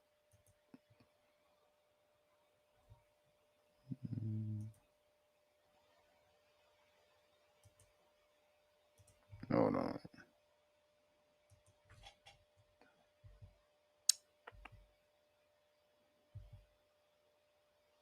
All right, here we go.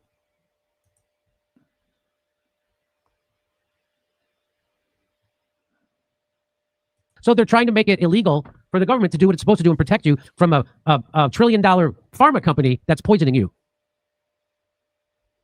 So you know how vaccine manufacturers have a legal shield from civil lawsuits if their vaccine injures people, which they do all the time. So you can't sue them. Well, guess who else wants this now? Bayer, the people who make Roundup, the Roundup which is giving people cancer. Now they want protection from the same thing that the big pharma has with vaccines. They want the same thing with. So Monsanto doesn't own Roundup anymore, or Monsanto was sold to Bayer. Bayer was people putting AIDS allegedly in their stuff and giving it over to the Philippines or something like that. They was it was supposedly, allegedly, say allegedly, they were putting out, the HIV in their stuff, in their product, and selling it to Asian countries, third world Asian countries, which is fucked up. So that's Bayer. That's the Bayer aspirin company. Glyphosate. They spray on all your wheat that you eat, which is why people think they have gluten allergies. It's probably because they're spraying glyphosate or folic acid on the stuff that you eat, which they don't do in other countries. Yeah. Well, Bayer, formerly IG Farben, the Nazi pharmaceutical That's company. right. That's right. Yeah. Monsanto. So they used to be, so Bayer, which used to be called IG, what was it called? IG Farben. IG Farben. They made the gas that they used at the death camps in World War II. And Tylenol. So they had to rename their company. Sorry. Aspirin, Bayer aspirin. Tylenol was a competitor. And remember, Tylenol had the cyanide in the packages. Yes, that's why we have in childproof? Chicago when I grew up. Yeah. Well, some might suspect that might have been a little corporate sabotage from old IG Farben because Tylenol was beating aspirin. Bayer AG wants no one to know, but the pesticide manufacturer is potentially just 2 votes away from the golden ticket it has wanted ever since acquiring St. Louis-based Monsanto in 2018. So Bayer now owns Monsanto. Oh. I didn't know that. Monsanto is the ones who make the Roundup and the glyphosate, but now it's Bayer. Two great tastes that taste great together. A provision tucked deep in a spending bill to fund the environment to the EPA and the Interior Department would effectively end lawsuits from plaintiffs claiming Bayer's pesticide Roundup and its active ingredient glyphosate gave them cancer. Whoa! You can't claim you got cancer from glyphosate. These people, man. These people are jacked up. Straight up. This is getting ridiculous. Like, it's so much corruption going on in the government. This government is absolutely 1000% not here to help you. I hope y'all understand that. I hope, especially dealing with these SNAP benefits and all the rest of that type of stuff, they don't give a damn shit. Look here. Let me tell you something. I said this last night on the Lawcast. If you're melanated and you're still in the system and you vote, you need to get or you need to classify yourself as independent. Why do you need to do that? Because independents are the people who get catered to in every election cycle. They always have their what they call base. That means all the people who they know are going to vote for them. They don't give a shit about them people. Y'all stupid. Not you directly, but those people who are going to just vote for somebody no matter what. If you just adhere to a certain doctrine or idea, no matter what, including the new information you get, you dumb. Those are dumb people. People who adhere to a certain polarity, no matter what comes your way. I'm over here, no matter what. You're a dumb motherfucker. You're stupid. The universe is balanced. No matter what happens in the universe, if something is too much on one side, it'll rebalance it by doing the opposite. That's why we have so much feminine energy right now in the world, because the world was masculine for a long time. Now it has to be hyper feminine for a minute. So it was hyper masculine tipping this way. Now it has to be hyper feminine coming back this way. Eventually it'll level off. It'll level off eventually, where the feminine energy won't be so damn toxic and crazy. But it feels that it has to be so toxic and crazy now because they feel they've been marginalized and held back in society for so damn long. They just once they get in, what's that famous Eddie Murphy joke? Give a nigga a rope, you want to be a cowboy. So since women have gotten an inch going pretty much since that Me Too stuff, since they gotten a little leeway, they don't want to stop the momentum. So everything is bad, everything masculine bad, everything boom. So this is where it's going. So eventually it'll level off. But right now, shit is crazy feminine. That's why I call them the Femocratic Party. But right here, you have these politicians who don't give a shit about you unless you're an independent. During voting cycles, the people that they hold the most rallies for are independents. They'll hold rallies for their base, but for the most part, it's independents. They'd have all the power. And if melanated people were smart, you would be the biggest independent party in America, because they'd have to come to you for wherever they want every damn voting cycle. I mean, it's just obvious. It's really common sense. I'm not saying anything that's not obvious. That's not common sense. If you don't get shit on the Democratic side and Republicans, you got to kiss Republicans' ass and act like white people ain't racist or wasn't racist back in the day. And you got to forego all the history of America, how fucked up those ancestors were when they came over here smashing on the Aboriginals who lived here. You got to just bypass all that. No, we're just America now. If you don't want to be able to, if you don't want to have to kiss their ass on the Republican side, and you want to fruitopian off on the Democratic side, basically be a coon Cajun on the Republican side or be a Femocrat on that side, on the other side, you want to be in the middle, just like nature, just like the universe. The universe is always balanced in the middle, and that's where you should be. So there we go. Wow. So to date, Bayer has paid roughly $11 billion in settlements to about 100,000 people. So 100,000 people sued Bayer, Monsanto and Bayer, over the cancer that they were given by Roundup and glyphosate, and they won to the tune of $11 billion. Of course, they had to dole out $11 billion for lawsuits against the damage they committed to their product. What? It's totally normal business procedure. Totally normal. We're just going to pay out $11 billion, and we're going to keep. How in the world does the government allow this product to keep being sold? Well, I guess it's because your government's completely corrupt, which is what this story shows you again. Not only are they corrupt murderers, but now they want to get the government to give them a shield from murdering people, and they want to keep on murdering them, which is what they're doing. So if the Caucasian people in government are corrupt and have no power, you damn well know the melanated people in government have no goddamn power. They can't do shit for you. Telling you, you got to be in. If you are in that system, unless you're going to be outside of the system, which is really what you should be, so they can't mess with you. Real quick side note, I had to take my video down last week because I was showing too much on the paperwork. However, I told you, for people who watched it last week, I showed you that the IRS, or the California IRS, the California Franchise Tax Board, they tried to come after me, said that I owed them some money, or that I didn't file. They're like, you have to file your taxes. What's wrong with you? And because you didn't file your taxes, we assessed that you owe us this amount of money, right? And I sent my paperwork in, basically my status, all my paperwork that I've had, my affidavits, but some other paperwork. And again, I just challenged them based off of, I'm not obligated to pay. Only two challenges. I'm not obligated to pay because of my status, and you don't have any jurisdiction. Meaning, so when you assert these things to somebody, they have to prove it. When I say you don't have any obligation over me, If you do, prove it. They have to show some type of contractual nexus between me and the government, which I've severed all of those before in the past.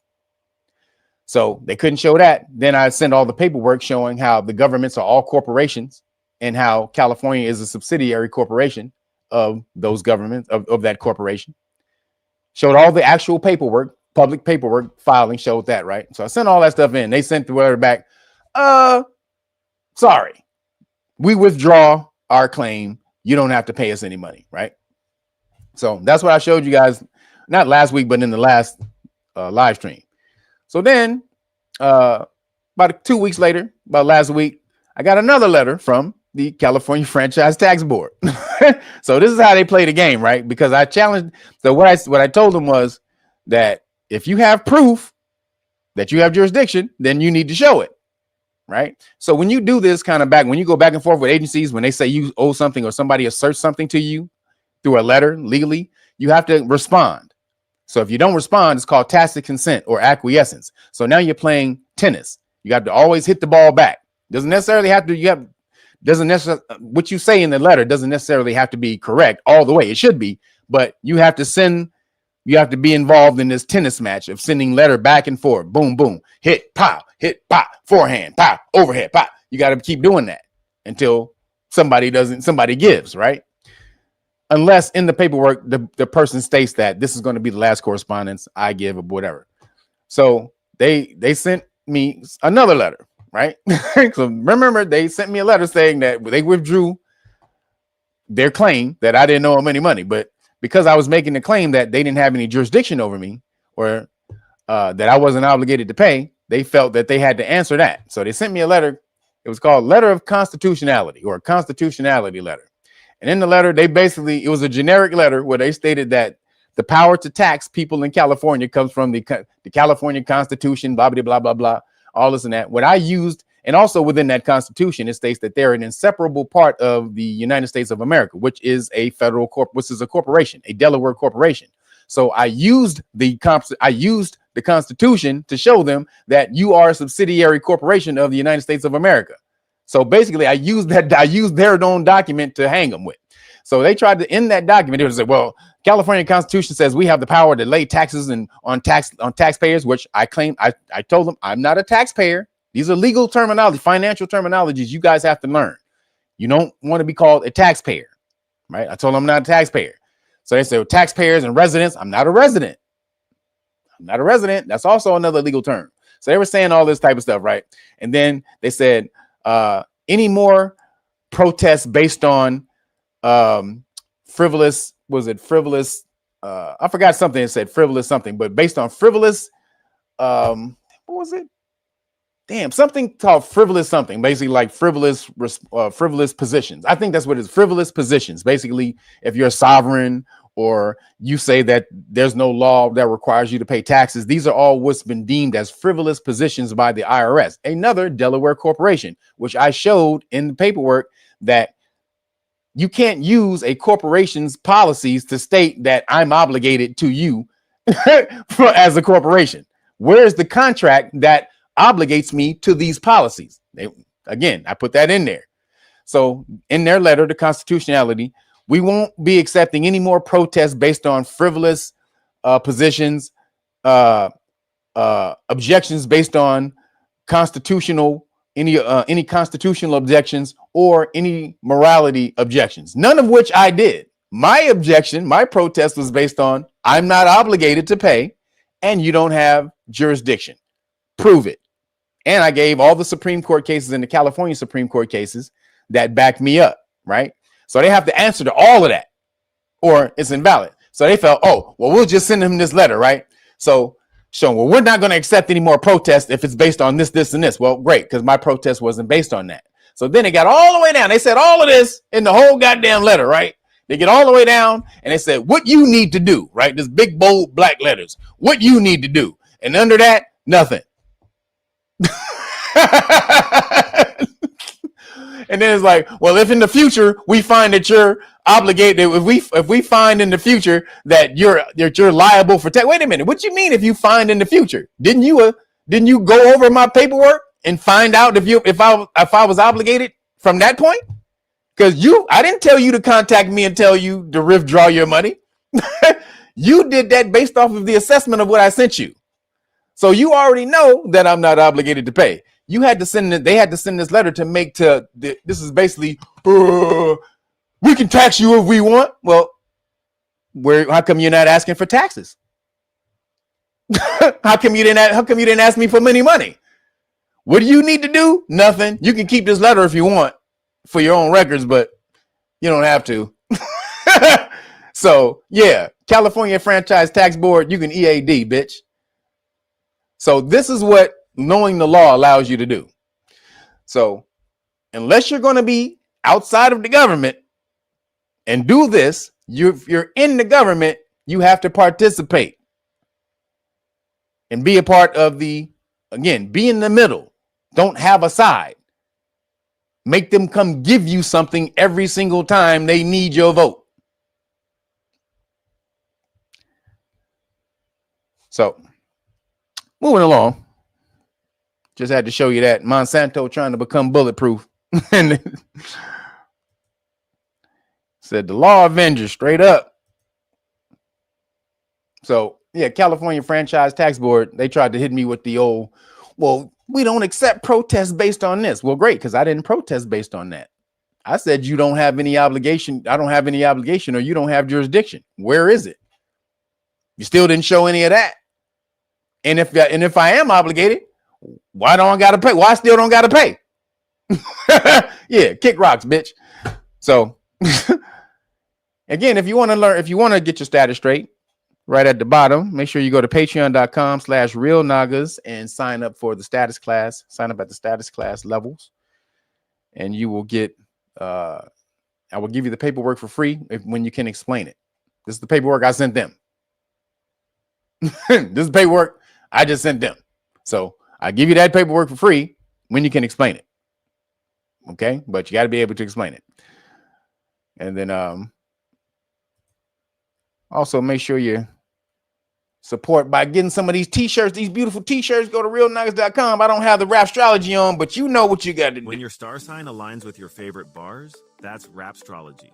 Available in premium heavyweight, pre-shrunk cotton, designed for durability, comfort, and a fit that lasts. Each one makes a statement in its own way, designed to stand out at concerts, in the studio, or anywhere culture lives. It's more than fashion, it's legacy wear. Rapstrology is about options that speak to your vibe. Every drop connects the zodiac to the spirit of rap, a crossover that's authentic, creative, and conversation starting. Choose from 3 bold text editions, gold, white, and black. Each release marks a new chapter in the Rapstrology story. Volume 1 and Volume 2, Rapstrology tees and hoodies available now. Rapstrology, go over there and hook it up. That's the way you support. I appreciate everybody who supported. You goddamn right. You got no jurisdiction, bitch. California Franchise Tax Board trying to beat their chest. We can tax people in California if we want. Maybe not you, but we can tax everyone else. So don't tell us. Like, well, until you tell me, till you find jurisdiction over me, nigga, I ain't paying, bitch. As Martin said, I ain't paying the 5. Shout out to Martin. He said, Kev, is Black Thought on one of those shirts? No, I haven't come out with part 3 yet. So we got volume 1. This is volume 1. Bam, right there. That's volume 1. We got Q-Tip, Ghostface Killer, Biggie and Tupac, Guru. Shout out to Guru, who's a crazy ass motherfucker. If you go listen to the premiere stories about him and Guru, the shit they used to have, the beef the fights they used to have. But KRS-One as the Leo, Virgo, Nas, Libra, Snoop Diggity Dog, Big Pun on the Scorpio side of the game, DMX for the Sagittarius, LL Cool J, back when LL Cool J was dope. He the one that came up with the GOAT phrase. So we had to put him on here. Come on now. He came up with GOAT. He came up with the greatest of all time. Come on, y'all. We had to put LL on here. And you know, Rakim Allah on the Rap God.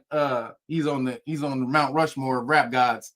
And Queen Latifah, you know, one of the first females to do it. That's Rapstrology 1. And then boom, Rapstrology Volume 2. We got Redman, one of the most underrated rappers of all time. Definitely in my top 10. Melly Mel. White Lines. Then we have Lauryn Hill, the beautiful Lauryn Hill, and Left Eye, both two Gemini. We do two faces on Gemini because it's the twin. So we got Lauryn Hill and Left Eye. We also got the RZA. Look at the RZA with the Woo Teasy. We got Leo. RZA's the Cancer. We got Leo for Chuck D. Terminator X. Then we got Virgo for Big Daddy. We have Big Daddy Kane for Virgo. MC Light for Libra. Shout out to MC Light on the Libra side of the game. Scorpio ODB. Scorpio. We got Jay-Z. First Jay-Z. I'm talking about the Who You With Jay-Z. Y'all know what I'm talking about. Who You With. That's the real Jay-Z. Then we got Slick Rick. Capricorn. We got J. Rue the Damager. Y'all don't know about J. Rue. That's coming from the Guru, and that's coming from the Gangstar crew right there. That's the Gangstar crew. And then we got Meth. Come on, we had to throw Meth on there. So this is volume 1 and volume 2. Make sure you get out there and support.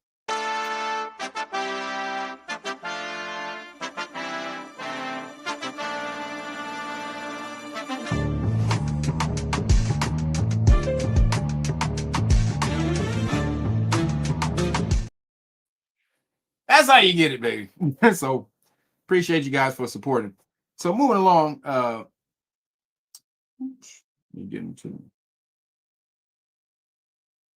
keeping it going. The DOJ, the Department of Justice, they launched an investigation, or they're launching.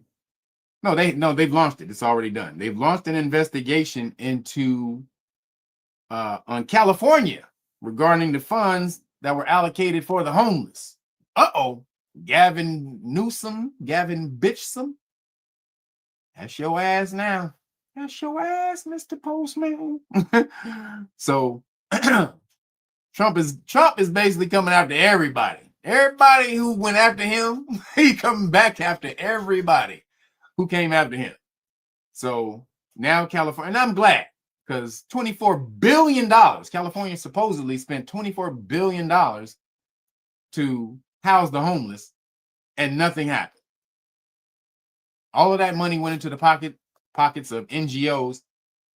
One person was found to pay off his damn credit, $2 million of his credit card bill he paid off. He was flying all around the world, Dubai and shit, buying fat ass sports cars, and then paid the bill off with the part of the money from the $24 billion that was allocated to the NGOs, the non-governmental organizations in California. California taxes, or the people or the money, paid for his goddamn Lambo and his trips to Dubai. Now you see why you ain't getting none of my goddamn money, California, bitch. You ain't getting a red nickel from me. None of my money went to pay for that shit, tell you that. So this is why you have to this is ultimately why you have to correct your status, because your money is going to things that, even though you don't know that it's doing that, your karma is involved. Money is just your energy. That's all it is. Money is just your energy transformed into something tangible, right? So your energy is not tangible, but the work you put out, then if you get something back for it, then that's just a representation of your energy in something tangible, right? So when you give your money to something, that's your energy going to that thing. Now, whether you agree with it or not, your energy is involved in that. So when the government is out here fucking up and doing things that you don't agree with, but you're still paying your money to that shit, you're involved in it. Sorry. That's the hard truth, you guys. You are involved in it. Your energy is involved in that. If you are paying taxes, and your government, and that some of that money goes to blow up to pay for bombs, to blow up babies, you had a little energy in that. Even though you were fully against it, you weren't against it enough to stop giving them money to do it. So I can't do that, they're gonna come and arrest me. No, there's 50 million ways. There's a whole bunch of people out here telling you how not to pay taxes. You've heard that years and years, for years and years. Have you tried to do it? No. So you can't sit up here and say, well, my karma, I didn't have anything to do with it. If you've heard that you can change your status and you can take yourself out of the energy of the fake corporate government, and you've not done those steps so far, whose fault is that when your energy gets involved in fuckery?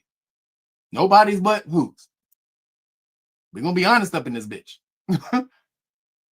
I'm Grandpa Kev, Uncle, Grandpa, Daddy, whatever the hell you want to go. Honest like a motherfucker though. I tell you how it is. And so this is your conscience coming back on you. If you know that you can change your status and you can take your energy out of the system from doing something with your energy that you don't want done, then you have to embark upon those steps to do that. If you don't, then I don't want to hear what the government doing, because they're doing it with your money, with your help. Sorry, that's just the facts of the matter. So that $24 billion, Gavin Newsom, they coming after your bitch ass. I hope Trump smash you too, bitch. I hope Trump steamrolls your bitch ass for spending all that damn money. I hope you get mangled. So shout out to Trump for that. He's doing some good stuff, doing some bad shit. It's just his bad shit outweighs his good shit. that's just how it is. His bad shit is outweighing his good shit. But his good shit is pretty good though. At this point in time. $2 million for this goddamn credit card. $2 million. He was supposed to build homeless housing. He built 2 small ass little places with 2 rooms each.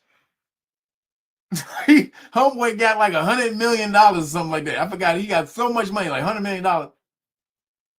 And he didn't do anything with it.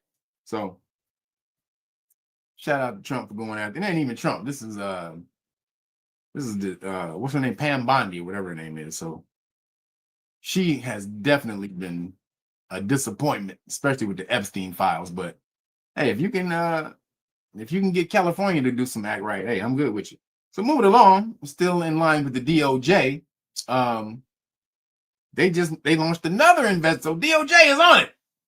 The DOJ is on it. Who did they launch an investigation into this time? Black Lives Matter. Oh shit. Black Lives Matter is getting investigated by the DOJ. Oh shit. It's on and cracking now, bitches. Why is Black Lives Matter? We say Gavin Newsom gonna be on Rikers having a threesome with Ricky Minaj. That's hilarious. Consumption Elixirs. Appreciate you, brother. Thank you for the cash app. Appreciate you, bro. Roger Rose, you hilarious, man. As a kid, you think that ruined his presidential chances? Ruin whose presidential chances? Do I think that ruined whose presidential chances? Who you talking about? Yeah, let me know who you talking about. Put it in the chat. Who you talking about? Oh, Gavin. Gavin didn't have a chance. He didn't have a chance at all. Gavin didn't have a chance. Once he gets up there, first of all, the women in his party, in the Democratic Party, do better than him. They poll better than him. So he's gonna have to beat out AOC. AOC is the number one person that they're choosing to run for office, run for president in 2028. So he's gonna have to beat her out. And all she's gonna have to do is show how he fucked up California. She's not gonna have to do much to beat him, but show how he fucked up California. He burnt California down.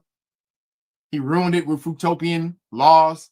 He ran out hundreds of businesses.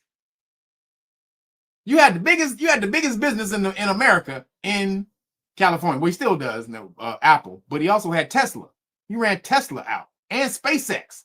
Both of those companies was in California, and you ran them both out, dummy. And Twitter.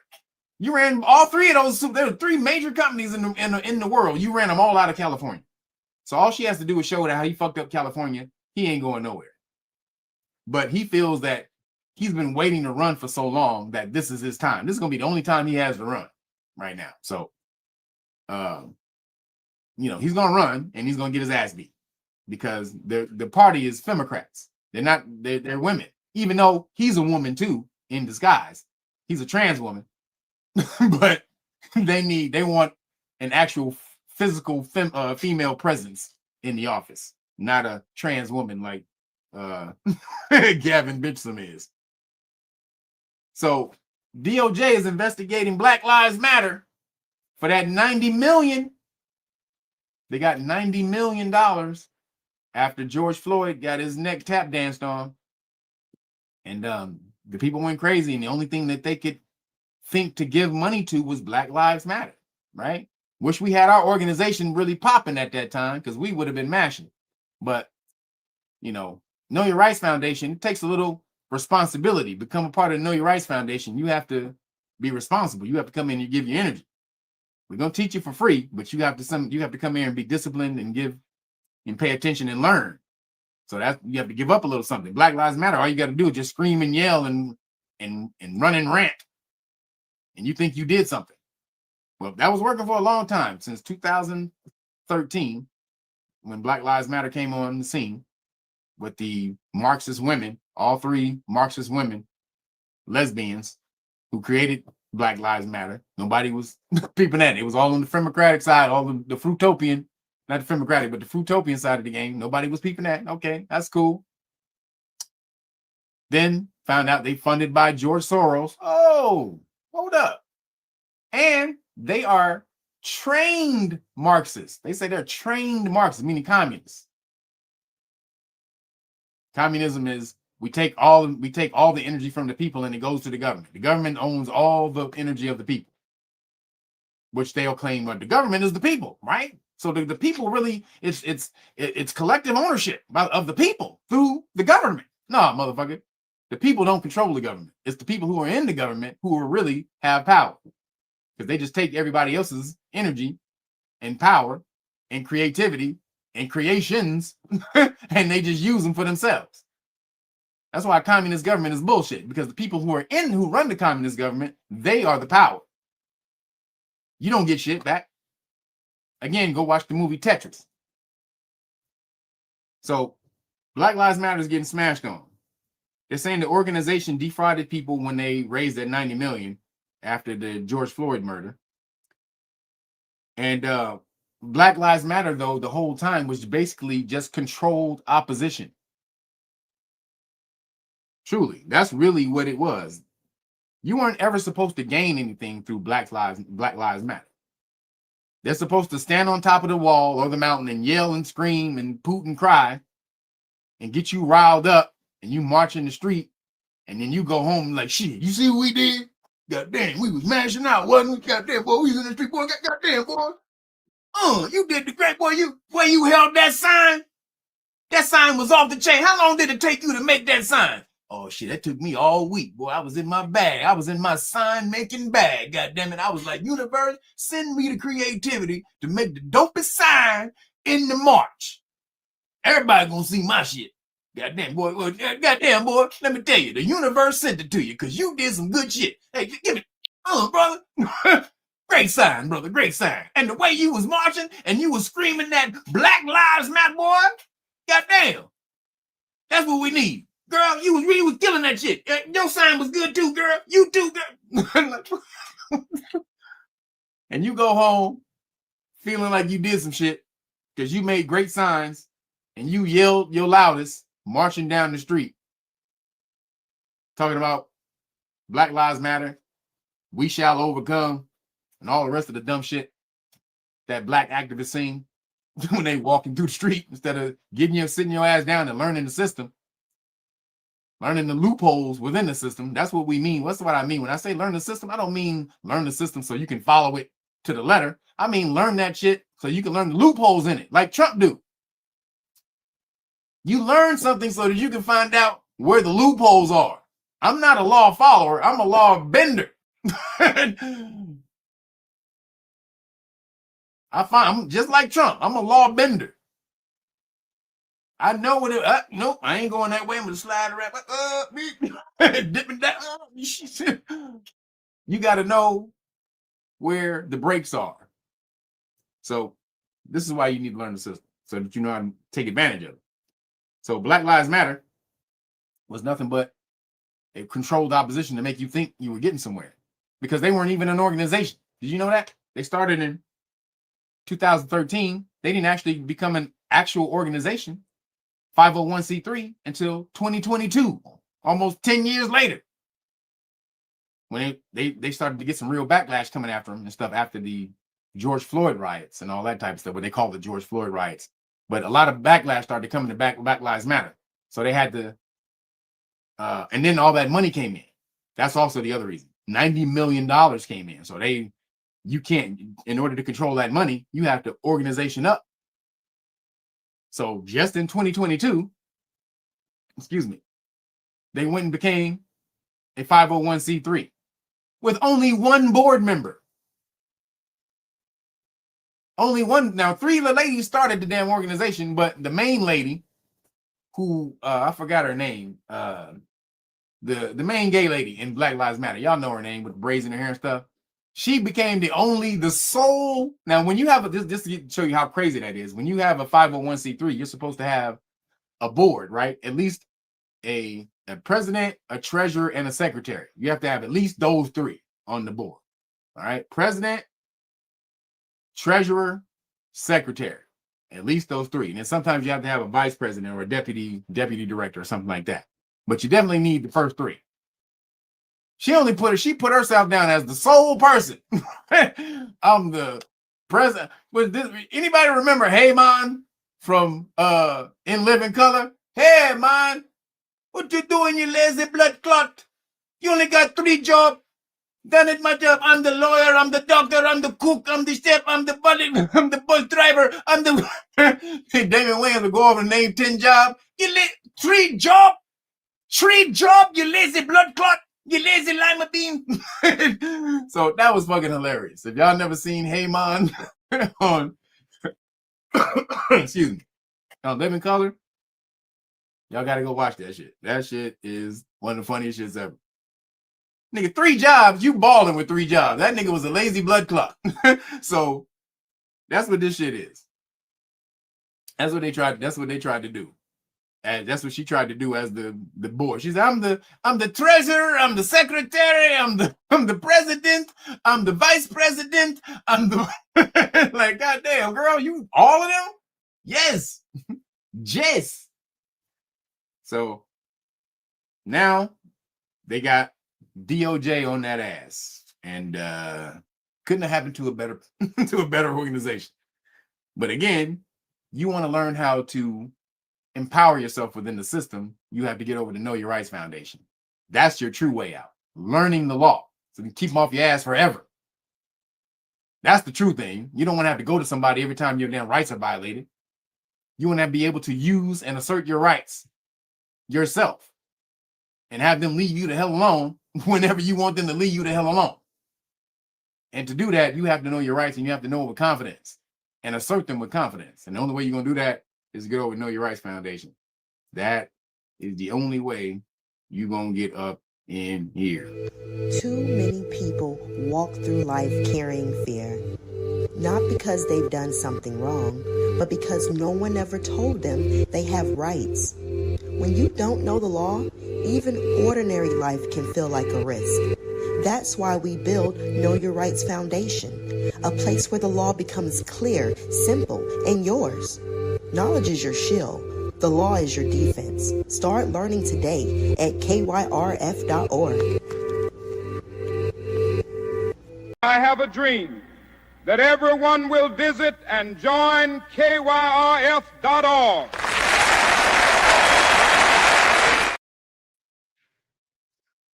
You heard him? You heard Martin Luther King? Get your butt over to KYRF.org/volunteers and sign up so you can learn your rights. And again, we teach it for free. Now, you better get on this damn train as long as we do it. Because I'm going to tell you right now, I'm an Aries. Aries is liable to just, you never know. When Aries, I'll be doing some shit, then all of a sudden I'm like, oh, that look good.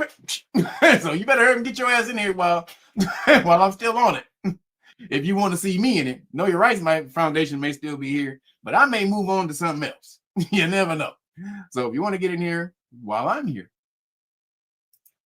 get over to KYRF.org today. So moving along, Black Lives Matter. Still fucking up. Moving along, some African nations, they kicked out Bill Gates. Deuces, bitch.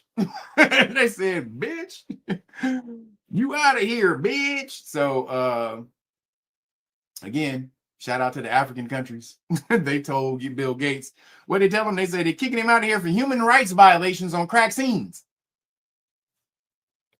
They said, you've been trying to kill us. You've been using us as experiments for decades at this point.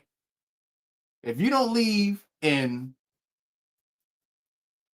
10 seconds, you're going to be in a goddamn African jail with a goddamn hippopotamus.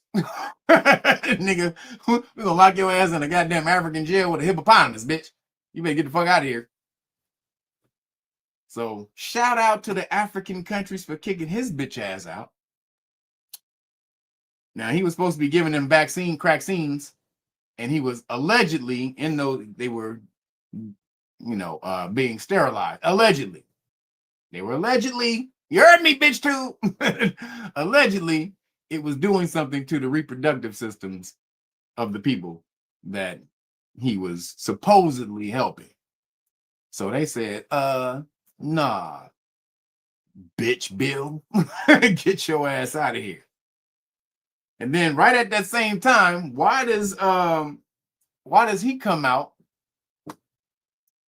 with saying that climate change, sorry guys, climate change is not that bad. It's not going to kill us. All this goddamn time, he been talking climate change, climate this, climate that, booty, boop, boop, boop. Now, all of a sudden this week, climate change is not that bad, guys. Like, wait a minute, bitch. How many billions of dollars you spent trying to convince us that climate change is popping off? Now, all of a sudden, climate change is not popping off, huh? We good on climate change. This motherfucker, man. Seriously, he is the piece of shit of pieces of shit. So, he said he gave women crack scenes that turned their, oh man, god damn. Word? Did that happen? For real? Are you serious? Ah! No! What the hell? Oh, what'd you say? Bill Bathgates? You stupid, yo. Oh, that's disgusting. I just showed that. Hold on. He says, Elisa Garza. I'm joking, man. Oh, thank God. God damn, boy. I was like, that went through my soul right there. So goddamn. So real quick, moving along. Do I have the video? Let me see if I have the video. The White House came out and they said that the CV-19 was man-made. Y'all hear that shit? Hold up, let me see. See if I can find the video.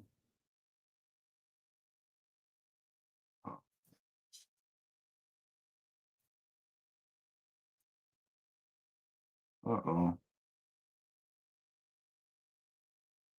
Let me see if I can pull it up real quick. Hold on.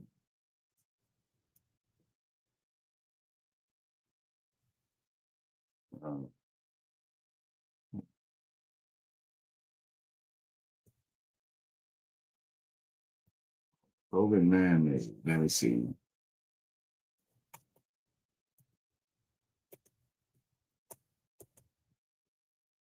All right.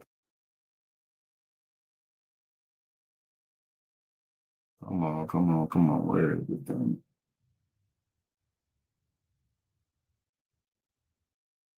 Damn, where is the video? COVID man-made. Let me see. Maybe Trump, huh?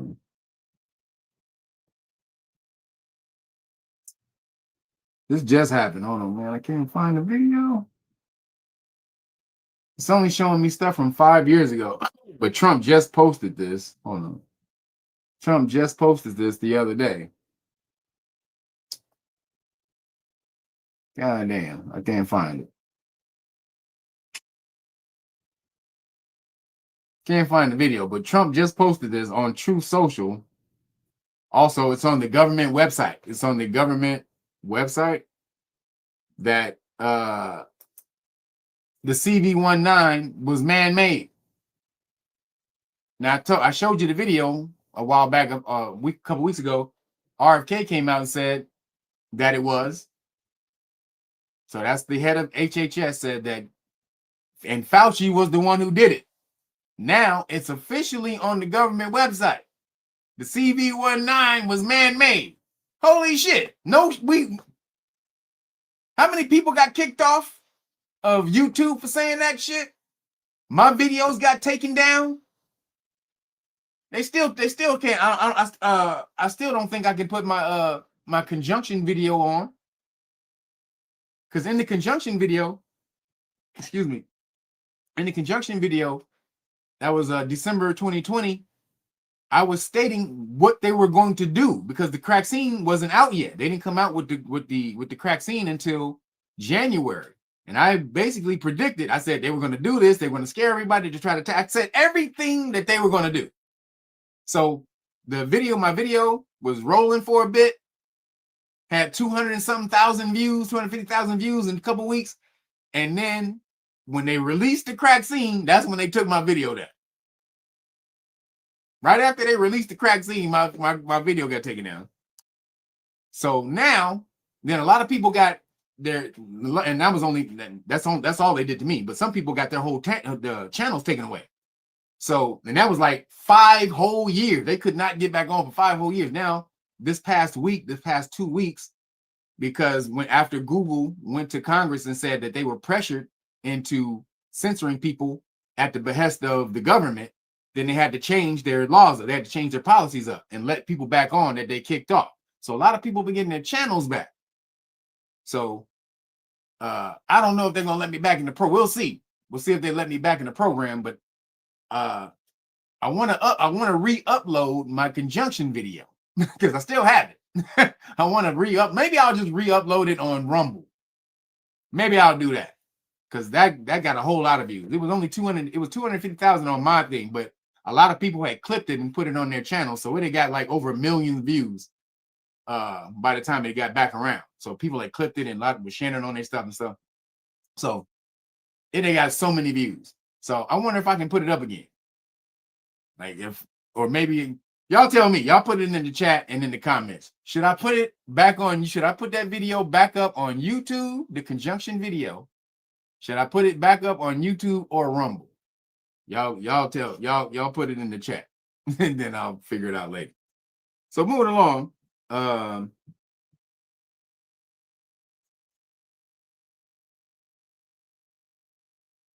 Humanity. This is an article that says humanity at its worst. 2,000 civilians. This is crazy. We got to give some shine to this. 2,000 civilians were executed in 48 hours. 460 massacred at a maternity hospital. Husbands forced to hear wives being raped for days. Horrifying accounts of how the Sudan has descended into hell. So Sudan is going crazy, y'all. Let me see.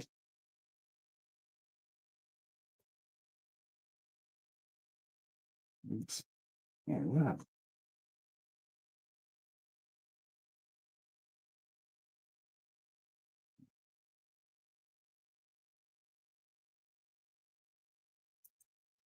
So this is crazy. Check this out. Let's see if I can. All right, here we go. This is warning, trigger warning. This is some crazy stuff going on in the Sudan.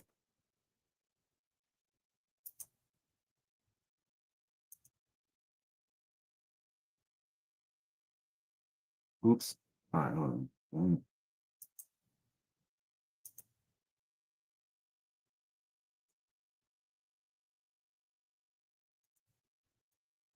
All right, here we go. New disturbing turn. This week, the vicious fighting in Sudan has taken a new disturbing turn. This week, the Sudanese armed forces lost control of a key province to a rival paramilitary group as reports of harrowing atrocities continue to emerge. The vicious fighting, which has been raging for over 30 months, has left over 40,000 people dead, bringing about claims of genocide and 14 million more displaced. The result is one of the worst humanitarian crises in the world. Here's everything you need to know. The conflict in Sudan is between two main forces, the Sudanese military and the Rapid Support Forces, or RSF. The RSF is a paramilitary group, an unofficial army, which operates outside a country's legitimate military, but oftentimes uses similar training, tactics, and equipment. This week, the RSF completed its 18-month siege of the provincial capital of El Fasher, the military's last stronghold in Sudan's Darfur region. Harrowing videos have since flooded social media purporting to show RSF troops killing and beating citizens attempting to flee El Fasher. According to the UN Sudan coordinator, it received credible reports of sexual violence towards women and young girls, as well as summary executions, which are extrajudicial killings that occur without a proper legal trial. Suspicions of executions further grew after chilling satellite images emerged showing large patches of discolored ground around clustered objects. At an El Fasher hospital, over 400 people were reportedly killed. The governor of Darfur shared a video that purports to show RSF fighters roaming the hospital as bodies lay on the floor. The Sudanese military and the RSF had previously worked. Man, this is crazy. And you don't hear anything about this over here in America. But you hear all about the Palestinians and the Palestinian genocide and all that. But nothing about the genocide going on in Sudan. So we got to put some eyes on this because this is crazy. 30 months of fighting, 40,000 people, over 40,000 people dead. That's just what they can count. I'm sure it's way more, just like in Gaza.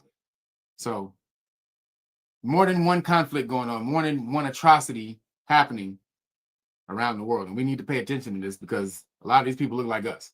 Worked together in staging a coup in Sudan in 2021, taking control of the country. However, the leaders of the two groups, General Abdel Fattah al-Burhan of the Armed Forces and General Mohammed Hamdan Dagalo of the RSF, had stark disagreements about the new direction of the country. The tensions culminated in April of 2023 when violence between the two groups erupted in the capital city of Khartoum after RSF troops were deployed around the country. In the 2.5 years of subsequent fighting, the two groups have been warring to take control over capital cities and provinces, leaving thousands dead, millions displaced, and parts of the country plunged into famine. The RSF has been accused of committing heinous atrocities such as ethnic cleansing of the ethnically mixed region of Darfur to build an Arab-ruled domain.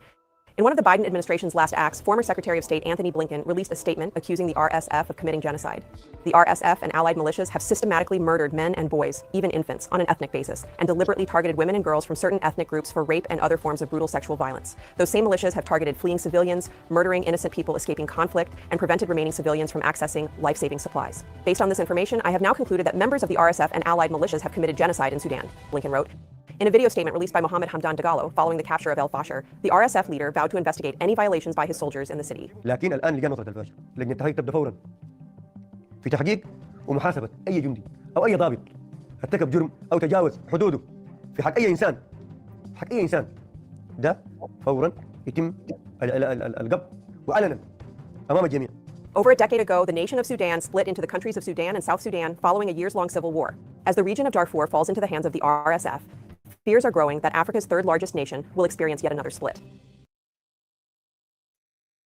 So, some fuckery going on over there in Sudan, man. I mean, come on. Now, is it engineered by a higher power? We know the strife is always engineered by the people with the money who want to take over the land. So they get the people there fighting each other, killing each other off. Then they can come in and clean it up.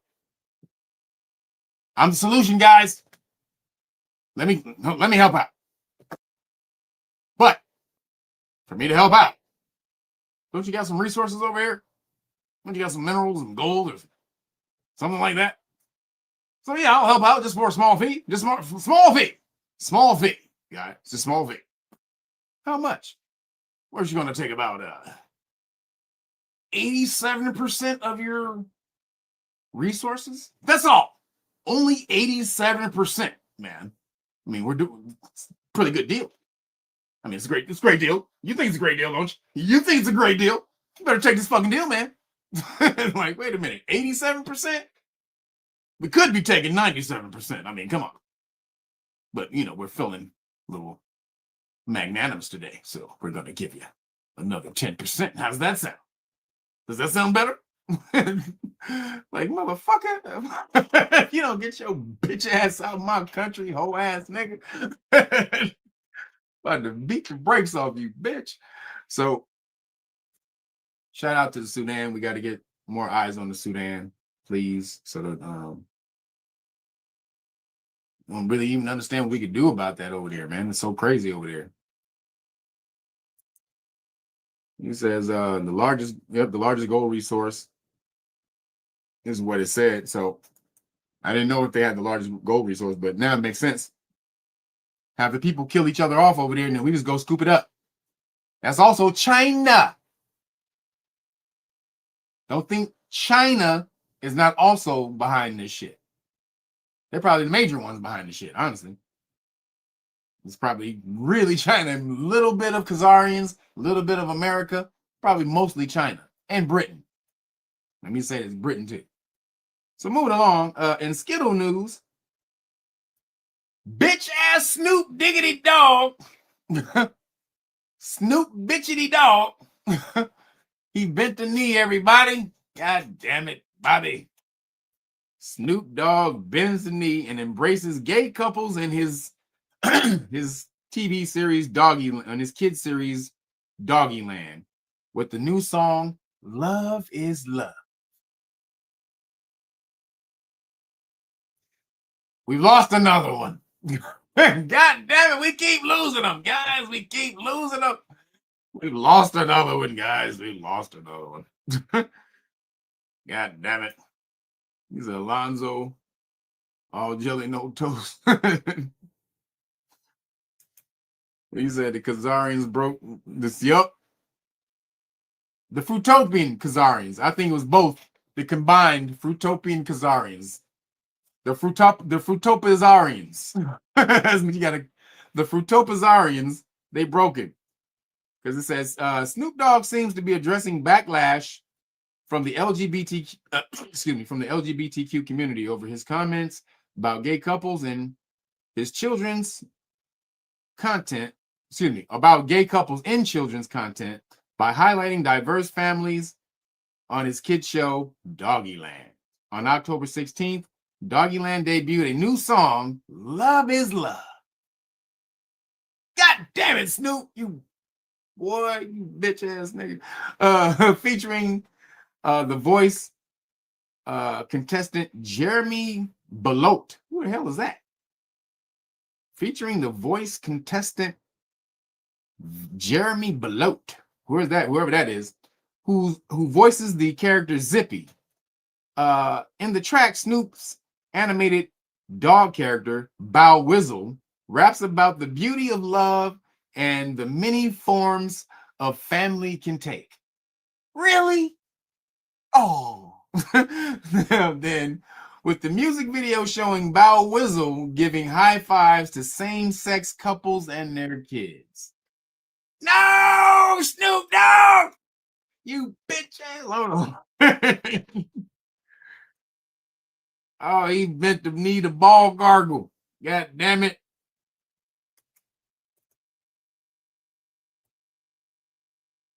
Let's see if we can find. God dang it. Hold on. Let's see what Snoop is doing, guys. Let's see if we can. This is terrible. We lost another one. Wow, wow, wow. Wow, wow, wow. Wow, wow, wow. Oh, sorry, I got it on super speed. Hold on. We damn sure not about to listen to this whole song, but I'll slow it down so you can get the full exact song. Oh shit, what the hell was that? That ain't it. Hold up. Normal. There we go. All right, here we go. Wow, wow, wow. Wow, wow, wow.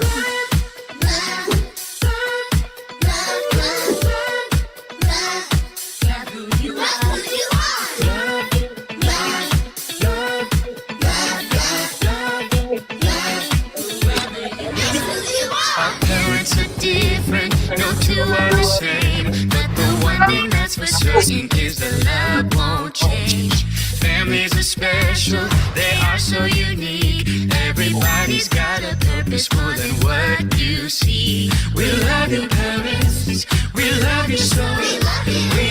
appreciate you. You ought to know. All right, that's enough. That's enough, goddammit. Oh, damn, man. God damn it, Snoop. You bent the knee to gargle the balls. You're gargling the rainbow balls. You know, they came after him and said, you're going to lose all your money. You know, they basically threatened to cancel his ass. And so he probably has so many connections business-wise, especially with a bunch of the Fruitopians and the Khazarians. He had to bend the knee. Because his first reaction is his real reaction, which is when he was in the movie theater with his grandson and he was asleep, and the grandson saw the two male kids, the two boys, kissing in the movie, and then the grandson woke him up. Grandpa Snoop, what's that? And he woke up like, shit, I don't know. Why is that shit? Why I gotta wake up explaining why this shit is in movies? See, that's the real him. He's like, I don't know why I gotta wake up explaining about this shit in movie. I don't know about this shit. So that's the real Snoop. Then he got so much backlash from the goddamn, from the rainbow hand. That's what I like to call him, the rainbow hand, the rainbow glove. The rainbow glove put it down on him, so he had to backtrack. God damn it, Snoop. And now you see, love is love. Damn. It says, this one's for all the parents out there. We see you, we love you, and we celebrate you. Doggyland captioned a promotional video. The hip-hop mogul expanded his message by partnering with Bloat and Glad. Excuse me. With Bloat and Glad for Spirit Day, a day dedicated to supporting LGBTQ youth.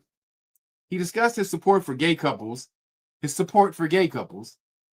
and how the new song helps him engage with the community and celebrate diverse dynamics or family dynamics. Love is a love is a record that my kids program. What? Let me say that again. Love is a record that my kids program. Excuse me.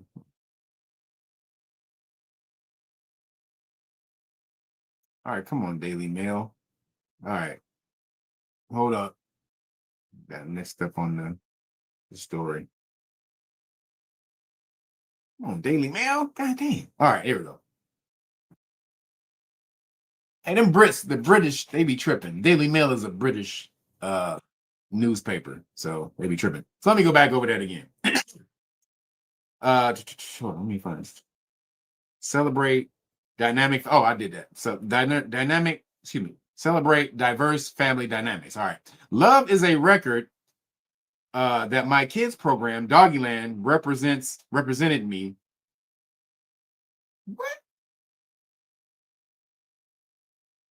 Love is a record. I'm tripping, y'all. I can't see shit. All right, my bad. That was my bad this time. I couldn't focus. Love is a record that my kids program, Doggyland, presented me. The song it teaches, the song, it's teaching love is love. It's teaching parenthood. It's teaching the situations that kids and the world is going through right now in a beautiful way through song, dance, and melody. And I'm just trying to get more understanding, clarity on how we live and the way we live. Featuring Belote, I don't even know who the hell that is, an LGBTQ artist, reinforces the song's message of inclusivity and helps teach children about diversity of family dynamics.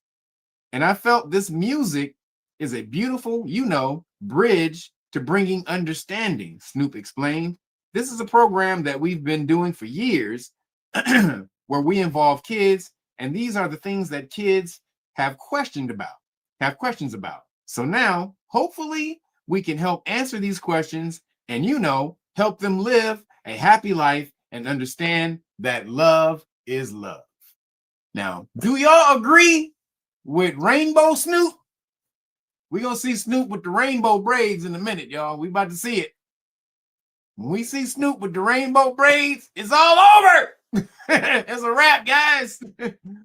When we see Snoop with the rainbow braids,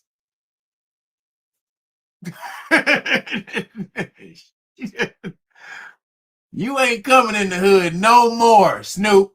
We don't trust you around kids no more, fool. Tell you that right now. We see you in any rainbow, anything. We're too late now. We got you on the show. But I think you were forced into it. If I see you personally wearing any rainbow shit in your hair, nigga, that's a wrap for you, bitch. This is Dr. OBGY.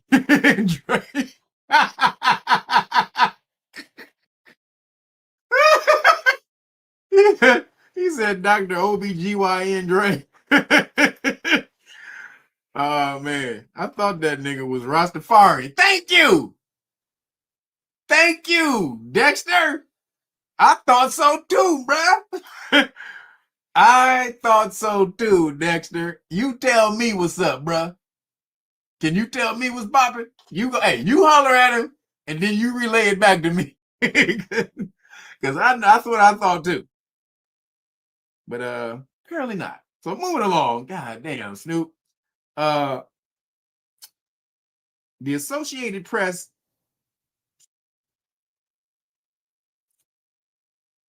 So real quick, this is a story, but we're going to just say it real quick. The Associated Press used the phrase, or uses the pro-trans phrase, pregnant people 5 times in a story, but only mentions women twice. So this is where it's going. They meant to say women when they mentioned pregnant people. So this is where the lingo is going, women, ladies. If you don't take control of what they're calling you with the terminology of what they're giving you right now and all that type of stuff, they're gonna X you out the game. That's what made Anna Kasparian so pissed. They called her a birthing person, and she was like, "I'm not a birthing person. I'm a woman." And blah blah blah. So here they changed it to birthing people to pregnant people. Not a pregnant woman, pregnant people. And women, yeah, they're cool. that's kind of what the article. Like, wait a minute, bitch. Hold up, what? Yeah. You know. Yeah. Like, no, I don't know. Motherfucker. Women and babies are the greatest thing the universe created. So I don't know about you. Yeah. And not people who think they're women. I mean, actual women. Woman with the beautiful, lovely, divine cootie coo. You know, just saying. The divine cootie coo is truly divine. But we don't mean people who identify as women. That mean women. So women, you are not getting any love right now. I don't know what the thing is, but I guess it's because a lot of women are foregoing femininity for equality, what they believe is equality in a male-dominated system. So they have to forego their femininity in order to appear equal to a man. And no, that's not how it works. You are equal to a man because of your femininity. The equal energy to masculinity is femininity, not feminism. You understand? Masculinity, femininity, not feminism. Femininity means to nurture. So unless you're soft and nurturing, you're not feminine. Nurturing, you can't be aggressive. You can't aggressively nurture a baby. You ever see a woman suck the goddamn titty? Shut your ass up. Suck the goddamn titty. You understand? This motherfucker always sucking on my goddamn titties. I can't have nothing because this little bitch ass motherfucker keeps sucking my titty. Shut your ass up and suck the titty, motherfucker. You ever see a woman do that? To a baby? That's a gangster ass bitch. That's a gangster ass woman if you see her doing that to her kid. Just saying. But that's not nurturing. That's not necessarily what would be defined as nurturing. So he said, my mama. Your mama Dexter, hey, she was gangster, wasn't she? Your mama was a G, homie. Your mama was a real G, bruh. God damn. That's hilarious. But you ain't never seen a woman smack a baby and say, suck the titty. You ain't never seen that. That's not nurturing. Nurturing is soft. You understand? It's compassion, caring. Doesn't mean it's weak. That's where the strength is. It's in the compassion. It's in the caring. It's in the love. That's where the strength is. But women, nah, I gotta be like a man. Fuck that shit. Gotta be like a man. But you're not. You're never going to be as manly as a man. So just fall into what the energy gave, what the universe gave you, the feminine energy. And you're going to be far more powerful as that than you are trying to mimic a man's energy. Any woman who's true feminine woman knows. Any true feminine woman knows. And especially if you've been with a real masculine dude, you know you being masculine with that dude is not going to work. What works with a super masculine dude is feminine energy, soft energy. If this dude is crazy, angry, or aggressive, or out of control like that, if you come with soft energy, not weak energy, but soft energy, that counteracts and counterbalances it. The man has nothing to say. When you come with the soft, loving energy, and he's on one, when you come with that type of, what are you going to say? He can't say nothing, but I'm sorry. My bad. All right. That's what you're usually gonna get. But if you come with the aggressive and you better, that's man energy. You're signaling to get ready to scrap gene inside of your man when you do that type of shit. So again, women, nature knows what it was doing when it created you. Know thyself. So moving along, in the science and the weird, Representative Anna Paulina Luna, Anna Paulina Lazy, what up, girl? You know who she is. She confirms aliens are real. This is it. This is a person, and she's the head. Let me say this now. She's the head of disseminating the secret information. What is it? Not disinformation. It's the Trump. What is her department called? It's like she releases the secrets. It's like the Department of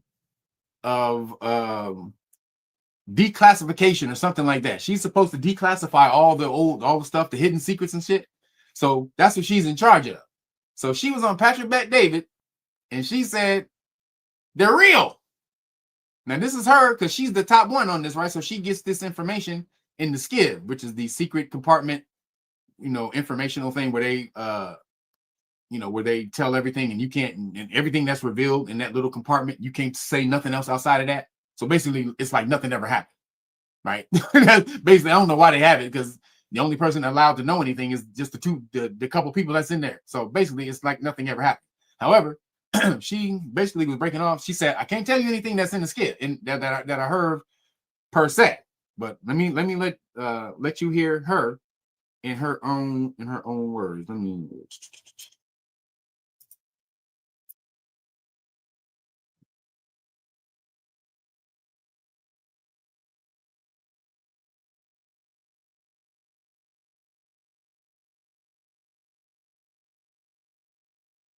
Oh, there she goes. All right. Oh. All right, here we go. Look at Anna Paulina Lee. Anna Paulina. So here we go. So this is beginning with the UFOs. Check it out. So last but not least, the story with UAPs, right? And unidentified. Aerial phenomena. That's right, because they change it up on us all the time. So there's this new documentary that's coming out that I saw. You're in it as well. Marco Rubio, a bunch of other guys. Alizando, I think, is also in it. A few other people are in it. If you want to play the clip, Rob, go ahead and play the clip. The age of disclosure. The age of disclosure. The producer will be happy you're talking about this. Good. Has repeated instances of something operating in the airspace over restricted nuclear facilities. Leading It's not Florida. ours. These are otherworldly things that are performing maneuvers that haven't been seen. I have seen with my own eyes non-human craft and non-human beings. This is so secret, there have been very few people in our entire government that have been allowed or provided access to it. Even presidents have been operating on a need-to-know basis, but that begins to ramp out of control. It's not acceptable to have secret parts of government that no one ever sees. People have been hurt protecting and hiding this information. Some people claim it would cost them their lives if they spoke out about these things. You had information being locked away that could change the trajectory for a species. November 21st, this is coming out. So It'll be available on Amazon Prime, and you can see it in Tampa. great, fantastic. So while we're seeing this, okay, and everything that's being said about this, one of Rogan's biggest podcasts that I think it's his biggest podcast. You have the bigger than President Trump. I think it's Lazar and Jeremy. I'm going to say his last name, Corbell, right? I'm sure you've seen this. So you guys can watch that now. It's on Amazon Prime now. I haven't watched it yet, but go check it out. I know Lazar. I know Corbell. I've heard of Lazar. Okay, so Lazar is like the one that only comes out with Corbell. Like if Corbell is not, Lazar typically doesn't want to come out and talk to anybody. Right there, if you look at it, Corbell's been very helpful with some of our stuff. 65 million views is what that podcast did. Here's what he had to say, where some people watch this. Guys I had on. Hold up. How the hell does she not know who Bob Lazar is? Bob Lazar is probably the most famous alien person in the world. He's the reason we know what Area 51 is. We don't know. The only reason we know about Area 51 is because of Bob Lazar. So how the hell you not know who Bob Lazar is, the person who brought out Area 51 and S4. That's where they do the real shit. Is S4. Base S4. It's actually probably because he made that famous too. I'm sure they moved the places from S4 also. But how you not know Bob Lazar? Come on, man. That's just bullshit. I think she's full of shit. When I had Alessandro on, I cannot tell you how many text messages I got from people who are former CIA or some of the guys that are in. Let me tell you, I don't trust this guy. I don't this. I'm like, look, I'm just having a conversation with the guy. I'm not sitting here saying anything. You're like, I'm not endorsing him. Here's what Corbell had to say. Go ahead, Rob. So UFOs are real, and they've been here a long time, and that's the truth. But the lie is coming. All indications, like all of them, is that lie is going to be that there is a craft slowly making its way to us here on Earth. And that is the lie they're going to want you to believe. It's nuanced, how they explain that, the nature of that threat. But that 100% is the lie you are going to be told. You even got a date. People have been whispering a date for a long time now. I know where that lie comes from. I know specifically what document from the 70s initiated the idea of that lie. A classified document. That is the lie you will be told. You're going to be told that there is a craft on its way to Earth. That's the lie. Maybe I'm wrong. I hope I'm wrong. So he's trying to say that this three-eye atlas thing is the plan. Because if you think about it, it's definitely not alien. Aliens don't need to travel that far and that long to get here. They've been here way before us. They don't need to travel in light in a linear path. They don't do that. They bend space-time. This is what's been shown, how aliens travel. So they bend space. They bend the space and area around themselves and then reposition themselves where they want to be. The gravitational field. They just can bend it and manipulate it. So, yo, Charlie J. Scott, appreciate you, brother. Thank you. He says, for the good news, appreciate you. Appreciate that, bro. For the good donation. Thank you, everybody. Follow Charlie Scott. Appreciate the $50 donation, brother.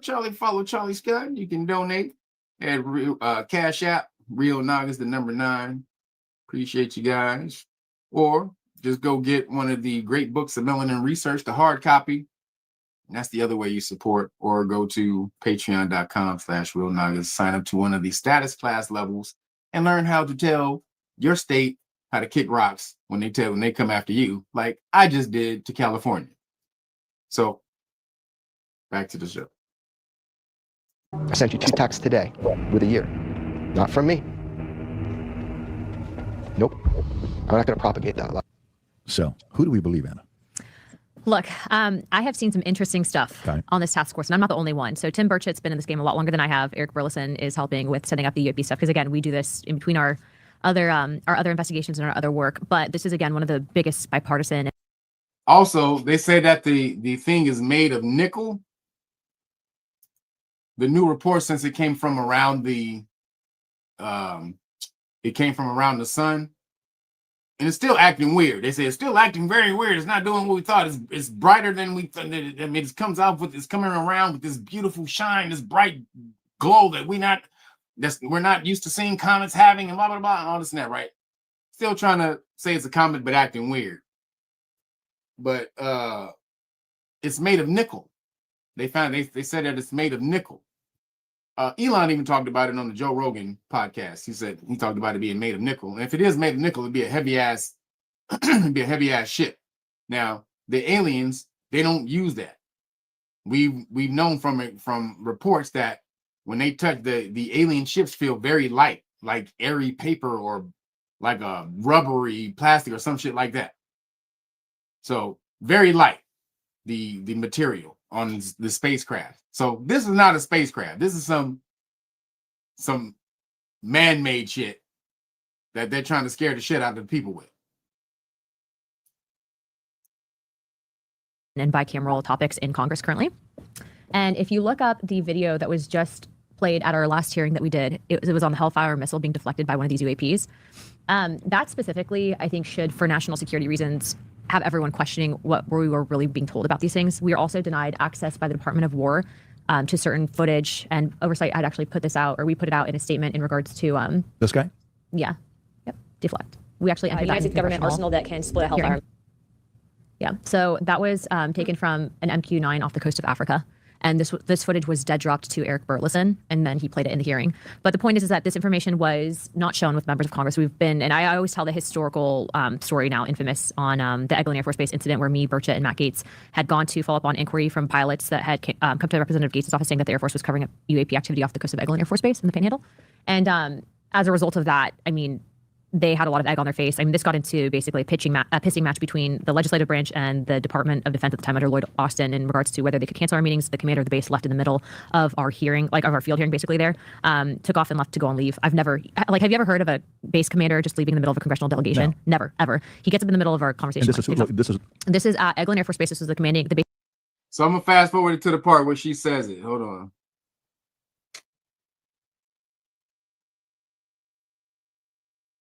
Hold up.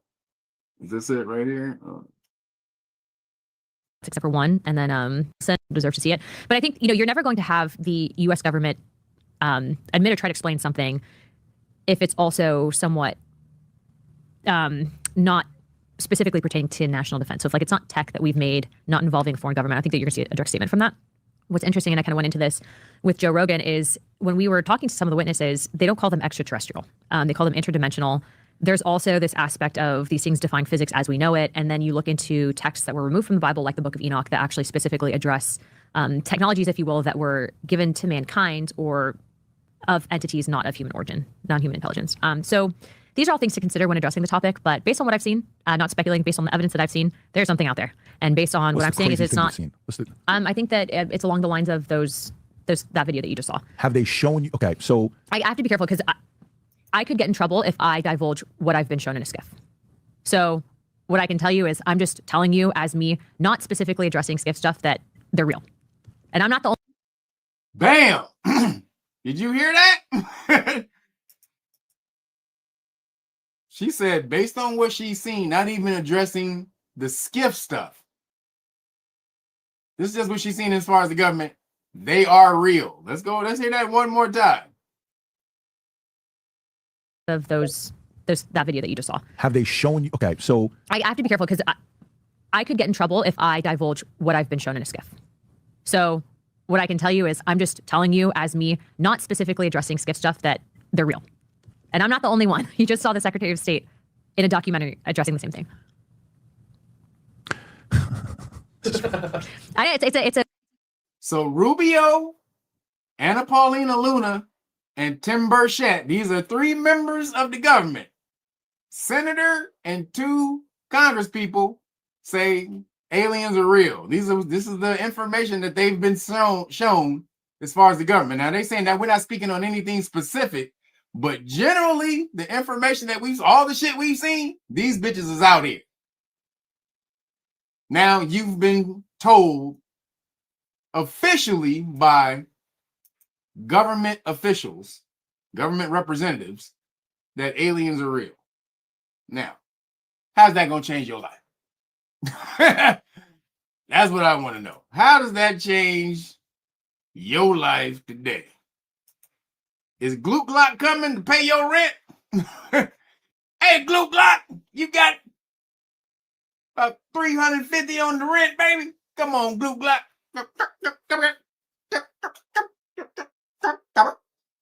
Nigga, I don't need alien money, nigga. I need American money. Glock, get your bitch ass alien funds out of here, nigga. Nigga, who is this on the goddamn? Who is this? Huh? Who the fuck is that on the goddamn money? You? Why the fuck you on the money, Glock? Huh? Like, nigga, give me some real money. So if Glock ain't coming to pay your rent, give me $350 on the rent, Glock. Like, get your bitch, you out, Glock. Get the fuck out of here, nigga. So this don't mean shit to you, but still. Now put it in there so that there's no doubt no more. Now we don't have to ask, we don't have to worry about aliens. We know of 3 government representative officials that said, yes, aliens are real. 3 came out and said, yep, aliens are real. From the shit we seen, boom, aliens are real. Now, we can leave that shit alone until Glock shows up at your door with your DoorDash. We don't need to know nothing else about these damn aliens because that's only a distraction.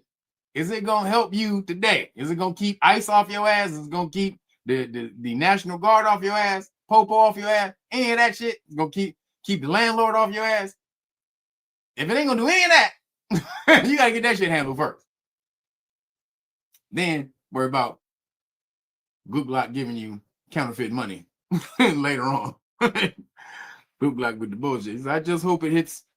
Excuse me. I just hope it's enough room on the ship for me and my DJ equipment. You DJing on the ship? Hey, nigga, I'm on there too, bro. I'm on the ship too, dog. I'm telling you right now. They coming to get me for sure. I know they coming to get me. I know. The aliens keyed my car. Aliens keyed my shit. So again, you ain't got to worry about that. So moving along, still in the science and the weird. I forgot to let you know we were in the science and the weird if you didn't already know. So this is a story out of the Daily Mail, right along with the UFOs. A shocking UFO files hidden in the presidential library claim U.S. made successful contact with an alien race. So here we are again. This is from the President Files. A trove of unearthed government documents has detailed a secret face-to-face encounter. Holy shit. A secret face-to-face encounter with alien beings more than 60 years ago. More than 50 pages of CIA files, which the FBI continues to say are fake, sure, claim that a secret government program established communications with UFOs in 1959. Project Sigma. Project Sigma started in 1954, used a binary computer language, sent along radio signals into space to make contact with alien life. Just 5 years after the interstellar connection, an official from the U.S. Air Force met with extraterrestrials who received these messages. The files claimed that on April 25th, 1964, that was before I might have been that alien. You never know. A single intelligence officer met with 2 aliens, at a prearranged location in New Mexico desert. In the New Mexico desert, the same state that the famous Roswell UFO crash allegedly took place. Allegedly. The meeting lasted for about 3 hours, during which time the intelligence officer and the extraterrestrials shared basic information about their respective races. The documents also detailed how a secret government group called the Majestic 12 used their incredible power to keep top excuse me, to keep top secret information on UFOs away from the military and even the White House. So they didn't even, the military didn't even know, supposedly. Several classified projects focused on alien communication and UFO research allegedly fell under the Majestic 12 control, with the group revealing to the CIA that they succeeded in their goals of finding alien life. Hey, the full court press is on to let y'all know. This is as you can see, this ain't getting out by accident. This is not getting out by accident, y'all. This ain't getting out by accident. They want you to know this is slow release. Next year is going to be the full-fledged, on the news, CNN. The president and Glock will be meeting for lunch today, everyone. President and Glock from, where you from? Where you from, Glock? Planet Zucaron. Zucaron? Yeah, Planet Zucaron. Glock from Zucaron will be eating lunch today. A historical event. Everyone, get ready. That's what they're going to do. They're just going to tell you the president and an alien is having lunch. And that's going to be the official story. While the whole time they've been telling you all along. Look at this. This is, where did this shit they say this came from? This came from UFO files hidden in the presidential library. This came from the presidential library, y'all. And the CIA still said, nah, that's fake. We planted that shit in there. That's all bullshit. We didn't put that in there. It's fake. It's fake, guys. It's fake. Really, nigga? You put this in here to throw who are you throwing off? Most people don't have access to the presidential library. Who are you trying to throw off with the shit? Absolute bullshit. So they're here. They're here. As that girl said in the Poltergeist movie. They're here. So moving along, scientists found a 6,000-year-old man, the remains of a 6,000-year-old man. No other people share their DNA. So it says 6,000-year-old human remains. So it's not just one man. And no other people share these people's DNA. Who the hell did they find? An analysis of bones from ancient people who once lived in Colombia has discovered DNA that does not directly connect them to any other ancient or modern population in South America.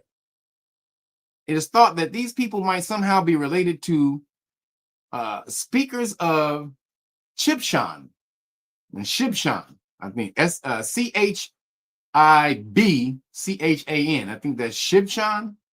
The Chibchan languages, which are spoken in the area where they once lived. More genomic research will be needed to demystify who these unknown people were and whose ancestors they might be. Around 6,000 years ago, hunter-gatherers who migrated south settled in Bogota at Altiplano. Bogota Altiplano of what is now Colombia, transitioning to an agricultural society over the next 4,000 years when they vanished. Yo, Leah, thank you for the cash out. Appreciate you. You know that's going on a turkey burger? She said, happy Saturday back to you, girl. Appreciate you. Anybody you got a message you want me to read, just cash app it to me. I'll read it right on out. Whoever these people were, they disappeared from the genetic record. The team of researchers who discovered them through the fragmented DNA in their skeletal remains have not been able to find any ancient relatives or modern descendants. Who the fuck were these people? Now, supposedly, they can't find anybody. Now, I'm sure if you do some DNA tests on some modern American brothers and sisters, I'm sure you're going to find a connection. But that's just, just saying. They are strangely not related to indigenous Colombians because they're not indigenous Colombians. We are indigenous Colombians, dipshit. That's why you can't find why they're related to anybody. See, this is why the DNA shit don't work. They keep acting like the people who live on these places today are the indigenous people. They're not. And y'all know they not. So that's why when you try to match modern day people to the people who live there today, well, there's no link. The DNA, the haplogroups doesn't say, like, just shut your bitch ass up with the haplogroups. You moved all the goddamn people off the land. You displaced them. Most melanated people, indigenous melanated people, have been displaced from their lands, which is why you can't come up with DNA haplogroups and all the rest of that shit. They've been displaced and then replaced by other groups. And that was long ass time ago, because melanated people have been here a long goddamn time. So when they go back and looking at these damn timelines, they're looking at a fraction of the history of melanated people. We're far older than anybody on this planet, hundreds of thousands of years older than most people on this planet. In some cases, before any Caucasian person even thought about showing up, we were here. Thousands, if not 100,000 years. So this is why they're always struggling to find the the connection. So let me see that. Let me read that again. They are strangely not related to indigenous Colombians, having more of a connection to people who now live on the isthmus. I can't even say this word. Isthmus. ISTHMUS. What is that? Isthmus. The Isthmus of Panama, and speak Shaban languages. So they are related to somebody. Just the people in Panama, not the people in Colombia. People in Panama are, and people in Colombia are dark as hell too, but people in Panama are hella dark. Definitely more African related, right? Okay. More African linked.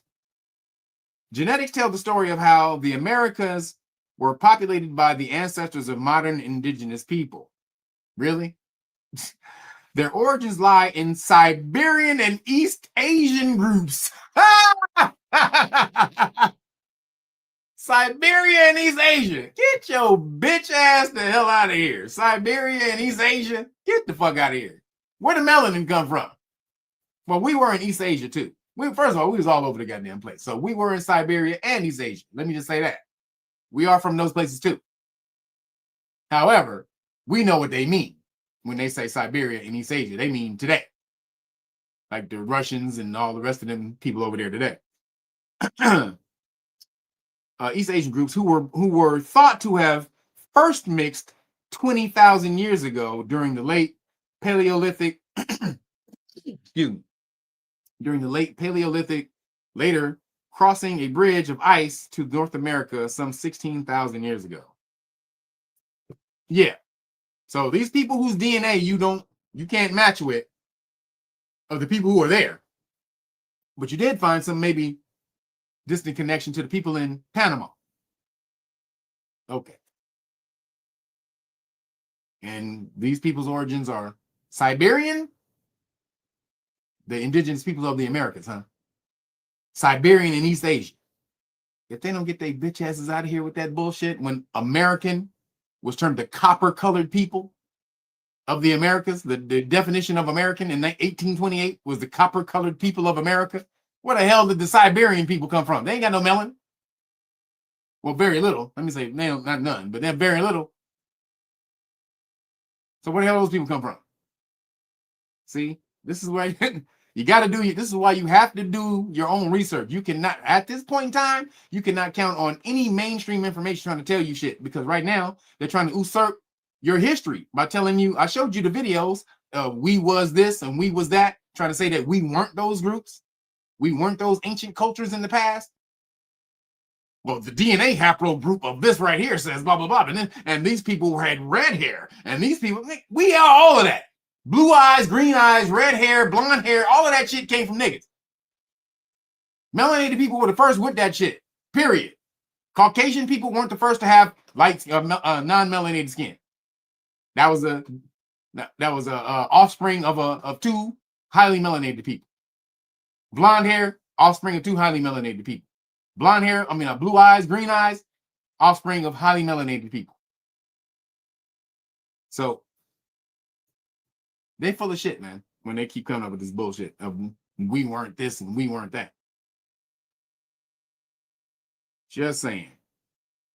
Moving along. Still in the science and the weird. Penn State scientists have unveiled a new theory-driven method to predict superconductors. Excuse me, to predict superconductors, offering a possible path towards materials that could conduct electricity perfectly. Electricity travels through wires to deliver power, but some of that energy is always lost along the way. Charlie Scott, appreciate you, brother. He says for the Olmecs. Appreciate you, brother. Thank you, man. He said some of that energy is always lost along the way. However, that energy loss doesn't have to happen. So basically what that means is when you send energy through a certain medium, like a wire, energy gets lost in heat as the medium, as that energy travels through that medium, whatever that is, a wire or whatever it is, right? So, and that's semiconductivity. Semiconductivity is when energy flows from one point to another, and there's a slight energy loss in the transfer of the energy, right? In the form of heat. That's called semiconductivity, right? This is basic physics. You can go look at that, right? So Ohm's law, if you want to go look up Ohm's law. So they're looking in superconductivity is when energy travels from one point to another with no energy loss. But usually for that to happen, the medium, the energy that's traveling has to be super cold, like super frozen down. And so they haven't been able to find what they call room temperature superconductors. And this has been the holy grail of trying to find energy, conductors, something to conduct energy in science. The holy grail is a room temperature semiconductor or superconductor, meaning energy is able to flow back and forth over this medium without any loss of energy. And if it's able to do that, I mean, it can do that forever. So it says researchers at Penn State have discovered the new method for identifying materials called I just read that. Sorry.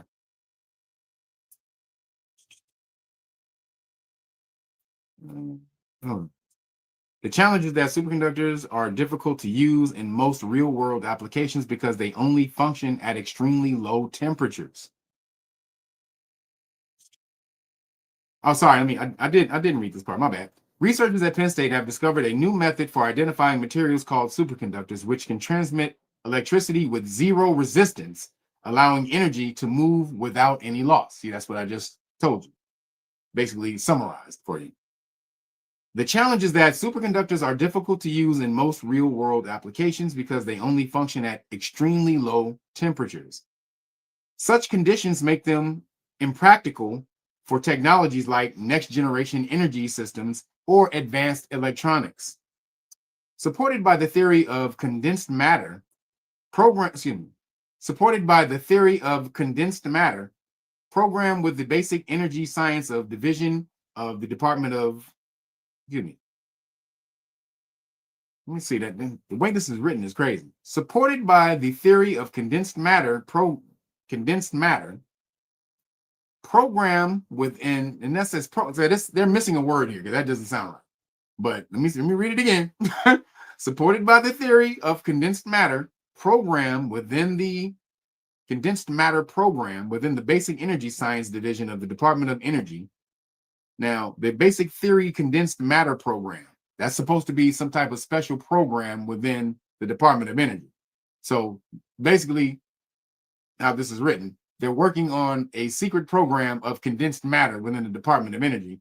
And they say it's a secret, or not a secret, but it is secret because what they're using to get to superconductivity, we'll talk about that in a minute. So the Penn State team has created a new predictive approach that could help scientists discover superconductors capable of working at higher temperatures. According to Z.Q. Liu, professor of materials science and engineering at Penn State, predicting which materials become superconductors, especially those that operate at high temperatures, remains a major scientific challenge.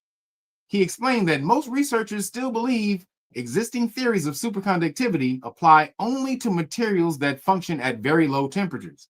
For decades, scientists have typically subscribed to the Bardeen-Cooper-Schaefer theory, explaining how conventional superconductors, which operate at very low temperatures, work. The BCS theory says the ability to conduct electricity with absolutely no resistance relies on electron-phonon interactions, enabling electrons pairing up, called Cooper pairs. This is very important. And moving through the material in a coordinated way that avoids collisions with atoms, which mean they do not lose energy as heat. What is he talking about? Frequency resonance. I've talked about this before. And also I talked about this when your brain being a tuning fork and all that type of stuff. So in order for there to be something to be superconductive, what's being sent from point A to point B has to be at the same vibrational frequency. If whatever is moving from point A to point B has the same vibrational frequency, it will move at a lossless energy rate forever, limitless. It'll just move back and forth between those 2 points forever without any energy loss. That's superconductivity. But again, they haven't been able to do that without turning the medium, whatever it is, super cold, like 40 degrees below zero or some shit like that. It's very cold. They have to get it. So now they say they found it by doing Cooper pairs, basically pairing up these two electrons, the same frequency, having these things on the same frequency, moving through the medium at the same, basically mimicking each other in harmony. Basically just universal law. When you are in harmony with something, the energy flows between you back and forth at a lossless rate. No, effortless. I mean, that's the word I'm looking for. At an effortless rate. That's the term I'm looking for. There's no effort going back and forth between two beings or anything that is vibrating on the same frequency. If it's not, you're going to have some conflict there. That's energy loss. Conflict is heat, energy loss, right? When you conflict, when you confront somebody and you get in conflict, a little energy, a little heat is built up there, right? That's the energy loss on a macro scale. Whereas if you were looking at it as the energy going through a wire, it would just be lost in heat through the wire. But in between people, it's lost in heat through confrontation. Unless you're on the same frequency, then you've been on the same frequency with somebody. You know what that feels like. You know how good that feels. You're like, God damn, this is all the shit. You know what that feels like. But what is the secret thing that they're using to show that you can have superconductivity at room temperature? That would be this. That's your melanin. Your melanin is a room temperature superconductor. It's a semiconductor when you're not consciously using it. But if you're consciously able to connect to your melanin, meditation, eating right, frequency, vibration, thinking about it, connecting to your body, you're able to do that. We're able to tap into that, what they've been talking about in this damn book. All the superpowers you have in this book, if we're able to tap in that, you can turn your melanin into a superconductor. This is why they're so afraid of melanated people coming together. Because superconductivity means all vibrating on the same frequency. So if you get a bunch of melanated people, and not just a bunch of melanated, that's just a bunch of people, period. The science works for humans or anything in the universe vibrating on the same frequency. But think about this. If you get a bunch of melanated people vibrating on the same frequency, and we all absorb energy, and what melanin does, melanin absorbs energy and converts it, or absorbs vibration and energy, whatever heat, light, sound, and everything, and it converts it to energy for your body. Now think if we were all just vibrating on the same frequency, and then what we would be able to do vibrating all on the same frequency. Do you see why they have to sow strife and distrust and dissension in the hood between melanated people? Because if you were on the same frequency, you would shut this shit down. You would become a giant superconductor, able to do anything you put your mind to. The collective mind. They don't want any parts of that shit. This is why there's no handshake emojis between black people. Go look up the handshake emoji. Now I haven't seen it on the Android, but I'm sure pretty sure it's on the Android too. But go look up the handshake emoji. You're not gonna find two people handshake, two black hands handshaking. You're gonna find a black hand and a robot hand. It used to be none. Then I think they started getting backlash about it, so they put the black hand shaking the robot hand. But you can find two white hands shaking. Why? That's called cooperation. When two hands are shaking, you agree. You're in agreement. That's harmony. You're on the same frequency and vibration. So they don't want any symbols of that shit with niggas. So they remove two black hands shaking. Now you trying to tell me this is not conscious they doing this? Come on, man. Anybody tell me if I'm wrong about the Android one. Because I know I just saw it on the iPhone. It's only a black hand and a robot hand. So if I'm wrong, let me know. If I'm wrong about that, let me know. But your melanin is what is the big secret they're trying to hide. They do not want you conducting on the same frequency. Absolutely fucking not. They see what you do in the lab. If we're all out here consciously, gods vibrating on the same frequency, physically and mentally, are you kidding? Are you crazy? Hell no, we ain't about to have that shit happen. This is science. This ain't some spooky shit. This is scientific facts. You don't even have to be melanated to be that powerful when you're vibrating on the same frequency as somebody. But especially if you have melanin was able to absorb all energy around it and convert it into whatever the body needs. Are you kidding? they ain't about to have that shit. Yeah, that's why they was doing, yes, that's why they were doing the 6 feet apart shit. Yes. We don't want you guys coming together at all. No way, shape, or form are you niggas about to come together. Fuck that shit. There should be a backlash about about the handshake emojis. It's really somebody, this should be a major backlash about it. Why are there two white people who handshaking emojis and no two black hands shaking emojis? That should be some outrage about that shit. But we so damn conditioned and indoctrinated into the shit, we just don't give a shit, huh? We just passes over our head. So, something to think about. And then the last couple things I got in the science and the weird, moving along. So make sure you better get out here. You better understand what your melanin does. God damn it. Get over here and get this damn book. Great Book of Melanin Research, the hard copy. Get this damn book, you understand? All of your superpowers of what you can do is in this damn book. And I didn't write the book. It's a science book. I just put it together. So it's from the International Federation of Pigment Cell Societies. That means all of the pigment cell societies, the countries, each country, or not every country, but most countries have what they call pigment cell societies, different laboratories and science industries that are dedicated to finding out the secrets of the melanocyte, the melanin cell.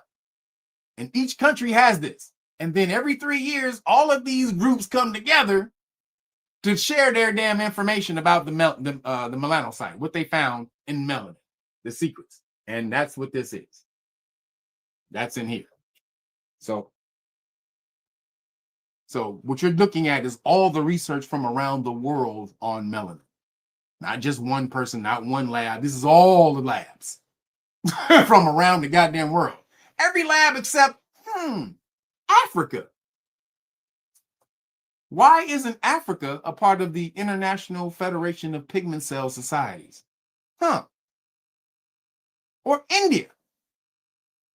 The two most melanated countries in the world, why are they not a part of the Pigment Cell Society Foundation? Could it be Because we don't want these niggas understanding what their melanin can do? Maybe.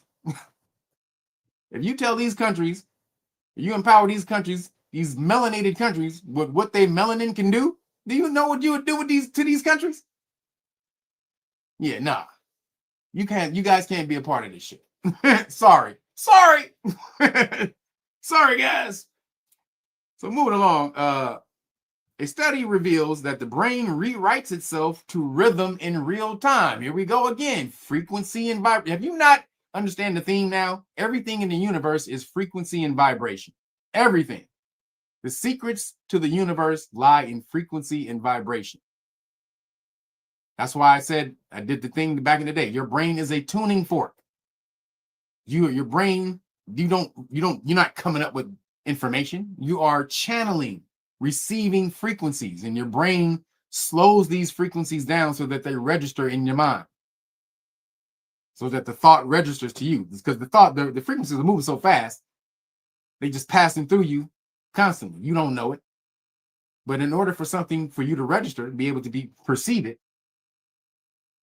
it has to register in the body, right? It has to resonate within the body. How does it do that? The brain fibers, your synapses, have to be thick enough to slow that frequency down, whatever it is that you're thinking of. So whatever that vibration is, you create the synapse that's opposite frequency. The density is opposite of that frequency, though, so that when the frequency flows through it, it slows down and it registers to you what that thought is. Same, very simple science. Same thing as the flash moving through a wall. The faster the flash vibrates, he can move through anything. But the thicker the medium, he has to vibrate. The thicker the medium is, he has to vibrate super fast, or sometimes he'll get stuck within the wall or the bank vault or whatever it is he has to pass through if it's too thick.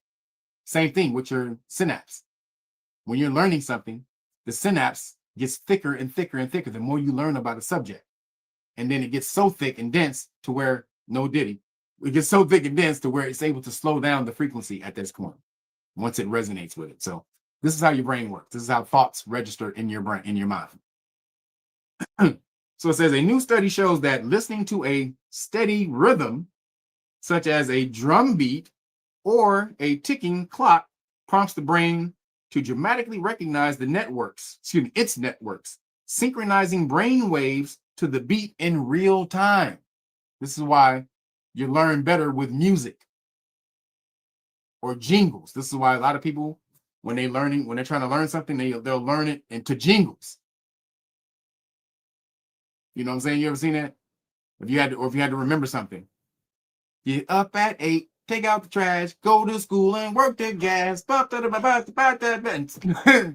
That's why kids remember things so easily. That's why it's very, very, if you want a kid to remember anything, give the kid the information in a jingle. The kid will remember that anything you give it, if you put it in a jingle. Also, why laughter works, because laughter is also different frequency, a high frequency and vibration. So when you're learning things through humor, it sticks more. So laughter is very high frequency, very high vibration, if you don't understand what laughter is. So why not a lot of people are able to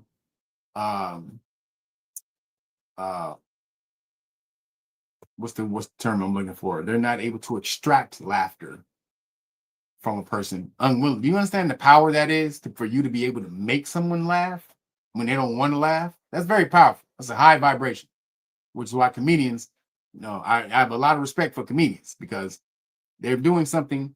They're able to control your body when you don't want your body controlled, or you don't know that you want your body controlled, but they're able to control your body. They're able to make your body have a reaction that you had nothing to do with. That's the power of a comedian. The power of also a nice big booty and some big old and some power. The power. Got power. But same power, goddamn it. But moving along. So no, keep going. In real time. So it synchronizes the brain waves to the beat in real time. Published in Advanced Science, the research for ARIS. Goddamn, ARIS. So again, published in Advanced Science, the research from ARHUS, AARHUS, University, and the University of Oxford introduces a novel method called Freakness. Freakness or Freakness. That was a weird looking cue. Freakness. So I guess frequency. What is it? What is this a combination of frequency? It stands for frequency resolved network estimation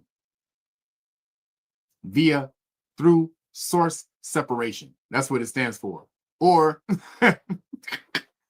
Freakness. Again, frequency resolved network estimation via source separation, or via is through source separation. This tool, this tool maps the brain's activity by isolating distinct frequencies, revealing how rhythms reshape neural connections. Using magnetoencephalopathy. Damn, I can't, this long ass word. Magnetoencephalopathy. Okay. Can't say the damn word so loud. Magnetoencephalography. Goddamn, finally. Magnetoencephalography. Researchers observed nearly 30 participants listening to a 2.4 hertz tone. They found new brain networks forming at the sound's frequency, while existing ones, like alpha networks tied to calm focus, shifted locations or altered rhythms. Slower waves also synced with faster ones through cross-frequency coupling, linking sound to memory or emotion. See? Also, things like giant, if something tragic happens to you and a sound happens to, like a gunshot, that's also the same thing. The sound of a gunshot giving you PTSD. That's also one of the things. So we're used to thinking of brain waves like fixed stations, alpha, beta, gamma, and of brain anatomy as a set of distinct regions, said Dr. Masha Rasso, a lead researcher of neuroscience. But we see the freakness is much richer. They trying to use their own words and trying to make their own words famous. We see the freakness is much deeper. I'm trying to get your word known. Freakness. It's gonna take on, guys. It's gonna go viral. Freakness. You like to did you say it? Is anyone saying it? Is anyone? No one. Come on, guys, freakness. It's a great word. Like, bro, get your ass out of here. The freakness is much richer. Yeah, okay, get your ass out of here. So that's hilarious. Do you want me to send your Cash App to some white snap video? Wait, do you want me to send your cash as some white snap videos? Oh, that's funny. Says how I learned to play 8 instruments before learning to read music. Both of my parents were musicians. Bam! You picked up the vibration. The frequency was all there. We've been doing this for so damn long. So one last thing I got in science is real quick. Where'd it go? Because I am a nutritionist and a health person, had to throw this in here. Scientists discover exercise literally rewrites your body at a molecular level, or rewires your body on a molecular level. For years, it has been well established that regular exercise builds strength. Sure. Exercise, builds strength, improves cardiovascular health, and boosts mood. Now, new research reveals that its benefits go even deeper. Physical activity actually reprograms the body at a molecular level, transforming how biological systems operate from within. In a paper published in Nature Reviews in Endocrinology, or ACU, researchers Professor John Howley and Dr. Nolan Hoffman reviewed 20 years of progress in the study of human exercise and metabolism. Their work highlights the complex molecular networks that drive the broad health advantages of physical activity and presents a roadmap of major scientific milestones and future research directions. These insights could reshape how exercise is used to prevent and treat disease. This is why it's important. Professor John Howley, a global authority on exercise and exercise bioengineering, commented, exercise is not just about physical performance, but a powerful biological intervention that affects our health. At the deepest molecular level. For chronic conditions like heart disease, obesity, and type 2 diabetes, these findings suggest a future where exercise is integrated into healthcare as a form of preventative medicine. Basically, this is what we've known all along. Exercise is good. Get off your ass. Start working out, goddammit. But this is the time where people are starting to live longer. We have more people who live to 100 now than any time in history. There's something like in the world, there's something like 13,000, close to 14,000 people who are over 100. That's crazy, right? That's insane. There's close to 14,000 people in the world that are 100 or more. That's gonna be me, goddammit. You understand? That's gonna be your boy right here. I'm trying to tell you. Goddammit. I am gonna be here as long as I can. Then I'm hopping on the ship.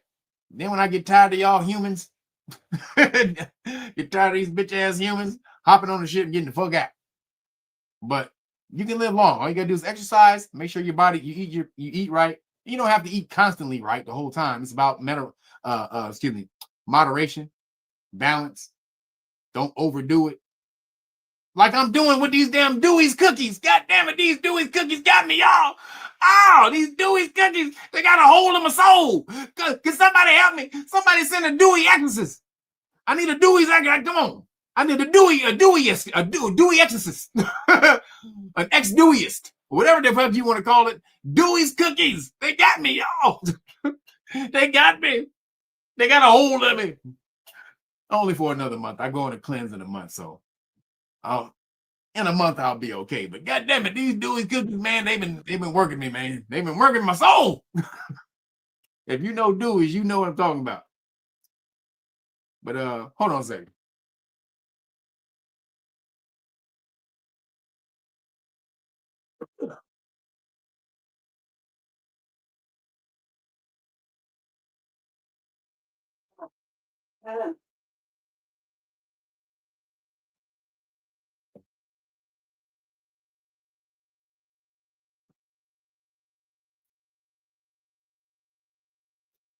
Dewey's got me, y'all. They got me. Dewey! I'm gonna have to fly to see where Dewey is and smack the shit out of Dewey for making so good the cookies so goddamn good. Who told you to make cookies that goddamn good, Dewey? Huh? Who the hell told you to make cookies that good? Boy, I'll slap the shit out of you and your mama. Boy. Not in the good kind, not in the good way. He said, no cookies are a dexterous. Said a dexterous. That's it right there. You got it. You got it. And it's funny, your name Dexter. Dexter got it. The dexterous. I need a dexterous, goddamn. Oh my God. So moving along into nigga news. Man, I tell you it was a whole lot. I missed 2 weeks, a whole lot of news. So I actually got more science news, but I can't say all the science stuff, so I may have to save it for next week.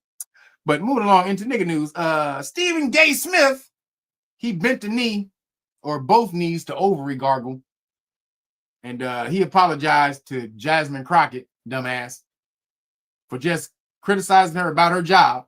He didn't criticize her personally. That's what I'm doing. See the difference? Jasmine Crockett, I call you a dumbass because you are a dumbass. Or you pretend to be a dumbass. I don't know you in person. So in person, you can be smart as shit. But you do play one on TV. You do play a dumbass on TV. So that's the difference. See, I am attacking you personally. Because you sound dumb as shit every time you get up there and you start cursing and talking crazy, thinking that the hood is supposed to be in the White House. That's not, no, that don't look good. And when you do that, I think you probably, I don't know if you're paid to do this or not, because what you're doing is bringing backlash on all melanated people. This is what these people see, and they'll point you out and equate you with the rest of everybody else. But then say, well, she went to a private school and private college where it costs money, a major college which costs money, all that, boo boo. She shouldn't be talking like that. But that don't mean you ain't ratchet because you had money. There's a lot of ratchet niggas with money. So this is what Caucasian people don't understand. Just because you got money don't mean you ain't got a hood mentality. However, don't take the hood mentality to the White House or to the Capitol building. That's not where that shit's supposed to be. You keep that at home. In those places, we need somebody succinct, and articulate, being able to convey the ideas and problems of the community. I get up there and fuck Trump and blah blah blah and blah blah blah blah Robert and hell on wheels, and what did she call the governor of her state? Hot wheels, a hot mess on wheels, and I'm just saying dumb shit. So Stephen A. got at her about that. They shitted on Stephen A. They came after him, called him Little Dick and all the rest of this. So he had to bend the knee, and he had the ovary gargle. So Stephen A., I was starting to have a smidgen of respect for your bitch ass, but now even that's gone. God damn. Corey Holcomb was right about you the whole time. I knew he was, but goddamn. Stephen Gay Smith bends the knees. The knees, not the knee. What's up with you and Snoop? God damn, man. We ain't got no strong masculine men in the hood no more. God damn. Can you stand 10 toes down, bitch? Stand on business? When you come back, you said, goddamn right I yelled at you and how you do your job. You don't do shit in Congress.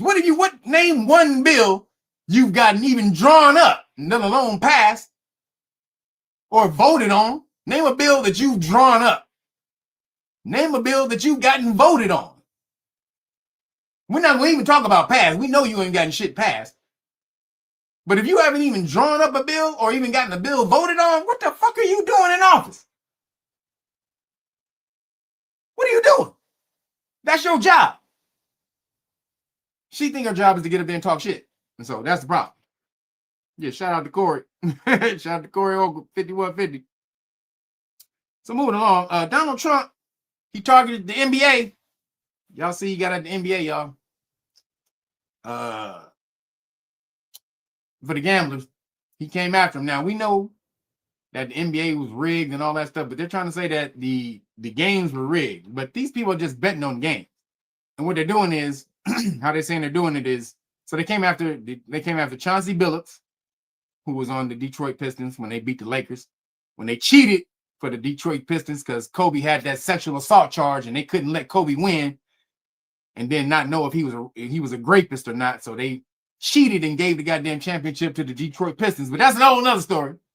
But Chauncey Billups and a dude named Terry Rozier, named Scary Terry. He used to play for the Charlotte Hornets. Now he's on the Miami Heat. So apparently they investigated him in the NBA. The NBA said, we didn't find any wrongdoing. Because apparently what happened was one time he told his homies that he wasn't going to play in the game. Right? He's like, I'm just going to go in the game for a little bit and I'm going to get out the game. So then his homie took that information and made a gang of money. Like they took that information and bet that the Hornets was going to lose, and they made a gang of money.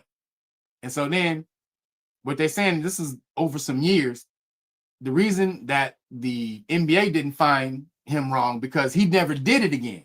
So they only had story. They only had a theory, the story that he did it. But when they were investigating him, they never found that he did it again. So in talking to all the people who were involved, though, the FBI was like, nah, this motherfucker's guilty. So he still didn't do it again. But because the FBI talked to all these people who were involved, they're saying that he received some money from that bet, which would be stupid. They saying like his homies came over and dropped him off a couple $100,000, which is dumb. He making $23 million a year. Why the hell would he want a couple $100,000? Now they're saying that he got paid this, but He's saying he did. Now, why is all this shit going on right now? Why is you got this whole NBA scandal book on the first day of the NBA shit happened? The scandal came out on the fucking first day of the NBA. Why would they do this? Because Donald Trump trying to distract you. This, first of all, it's retribution for sure, because all the NBA players are woke and they Black Lives Matter people. And they came after him when he was president before, especially LeBron, bitch ass, gay Bron. So it's to get back at them, but it's also distraction. He doing so much fucked up shit right now. He got wars going. He blowing the shit up out of fishermen in the Caribbean, calling them drug dealers. He blowing the shit out of and found out a couple of these people that he blew up was from Trinidad. They were Trinidadian fishermen. And Trinidad is like, hey, what the fuck, nigga? How you just gonna be blowing up our people on the goddamn, what the fuck, man? You didn't even see if they were drug dealing or not. They fishermen. It's a fishing boat. Nigga, what you doing? And if they are selling dope, nigga, tell us. Put them in jail. Let's arrest them. You know, just can't be blowing up people. So this is what Trump doing right now. He just killing people. Arbitrarily just killing people. This motherfucker, Mr. No Wars, is just killing people. But melanated people, Hispanic people, Trinidadian people. You don't see him blowing up no Ukrainian ships. Talking about fentanyl coming out of Venezuela. Ain't no fentanyl coming out of Venezuela. No drugs really coming out of Venezuela. It's coming out of Colombia and Mexico. So he doing this shit right now, blowing the shit about innocent people. So, I got to distract niggas from that shit. NBA. Distract you niggas. You know how you know it's a distraction? What's his name? Did the same shit. What's homeboy name?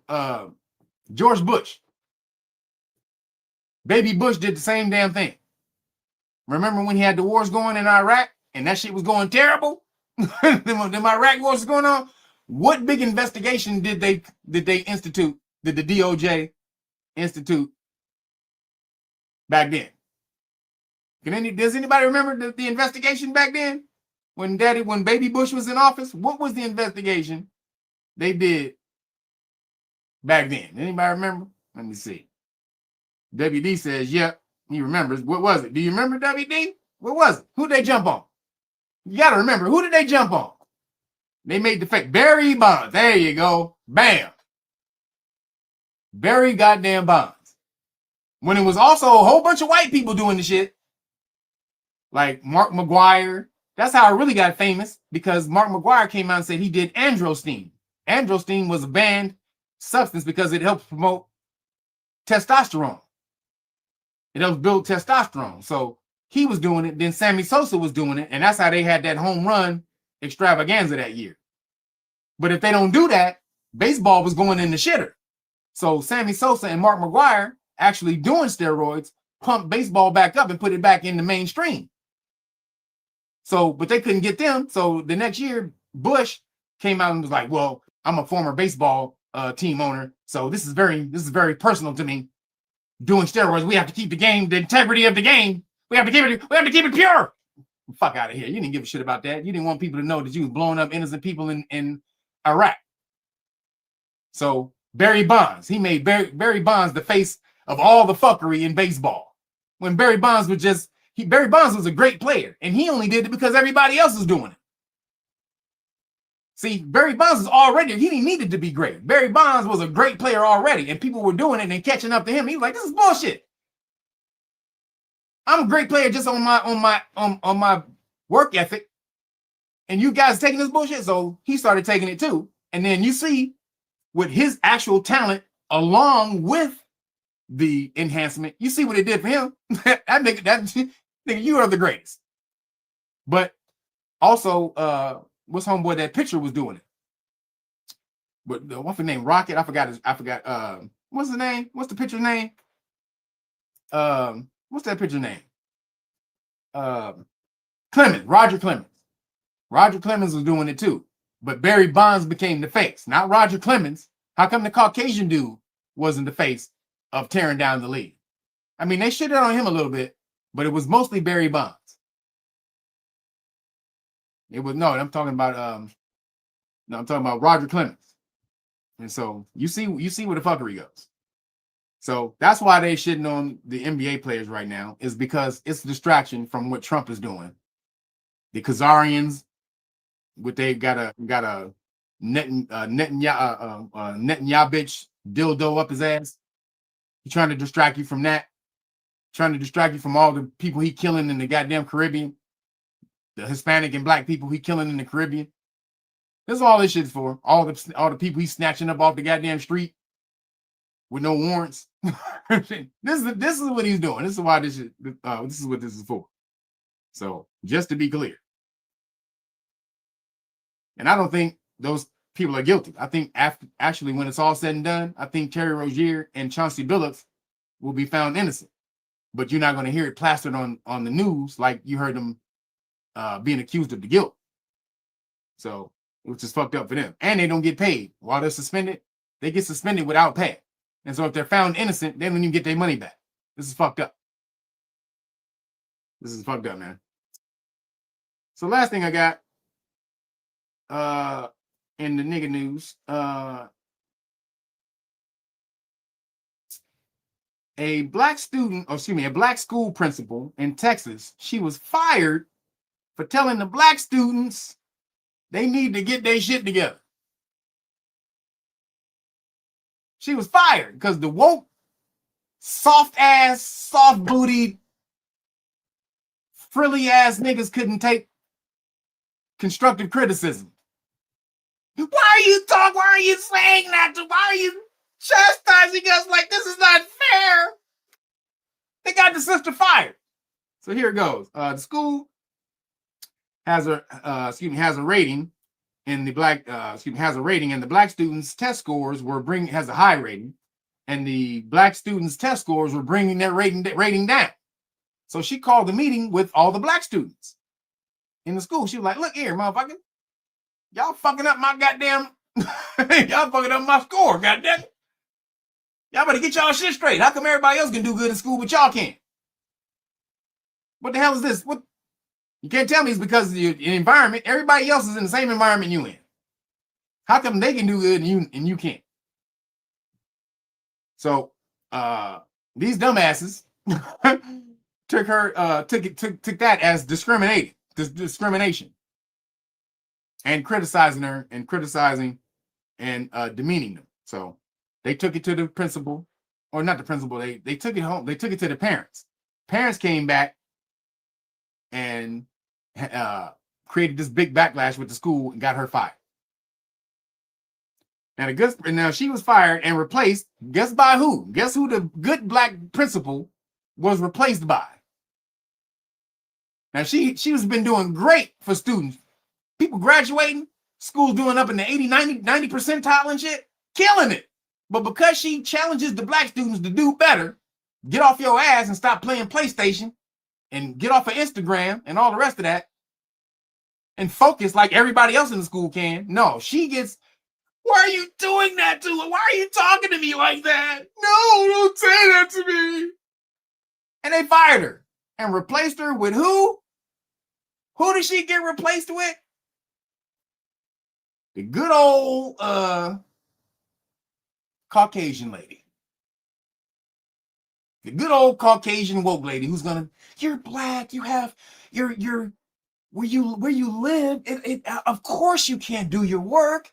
You have bullets flying around you and all this stuff. So obviously it messes with your mind. So how can you be forced to be good at school when you have to deal with this environmental shit, man? Come on. I understand. I get it. No, I'm not from where you're from, but I see the TV. I know what you're going through. And I'm an ally. I'm here for you. You don't have to do good in school because when you're coming here, I understand you're trying to get away from, this is your refuge, away from all the chaos on your street and your block. I understand. Come here. You can suck on my titty. You can, here, just come on. Just suck on it. Just suck on it. Just give it a try. Come on. Like, bitch, I don't want you, get your white fucking pasty-eyed titty and get that goddamn pink areola from out from my face. But just But this is what happened. She was replaced by the Caucasian lady. And no, not it. Oh no, she was Khazar. She's Caucasian. She might be Khazar. She might be Khazar. I didn't get her name. I just saw her face. She's fully Caucasian though. She might be a Khazar. Because Khazars are Caucasians. Caucasians from the Caucasus Mountains. Khazaria is at the base of the Caucasus Mountains. So the true Caucasians of the world are Khazarians. Ironically enough, we call the people from like Scandinavian and all that type of stuff, we call them Caucasian, but they're not. They're not Caucasian. The true Caucasians are the people who live at the base of the Caucasus Mountains, which were the Khazarians. So moving along, last thing I got in the police stop. Robo police car is coming for your ass. I hope you know.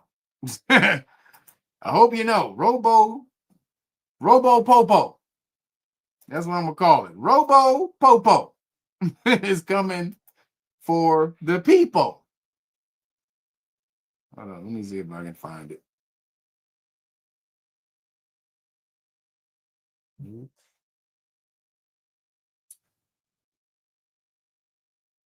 When I find it. Oh, here it is. All right, hold on. Check this out. This is coming to a town near you, which is why you better get up and start learning your rights.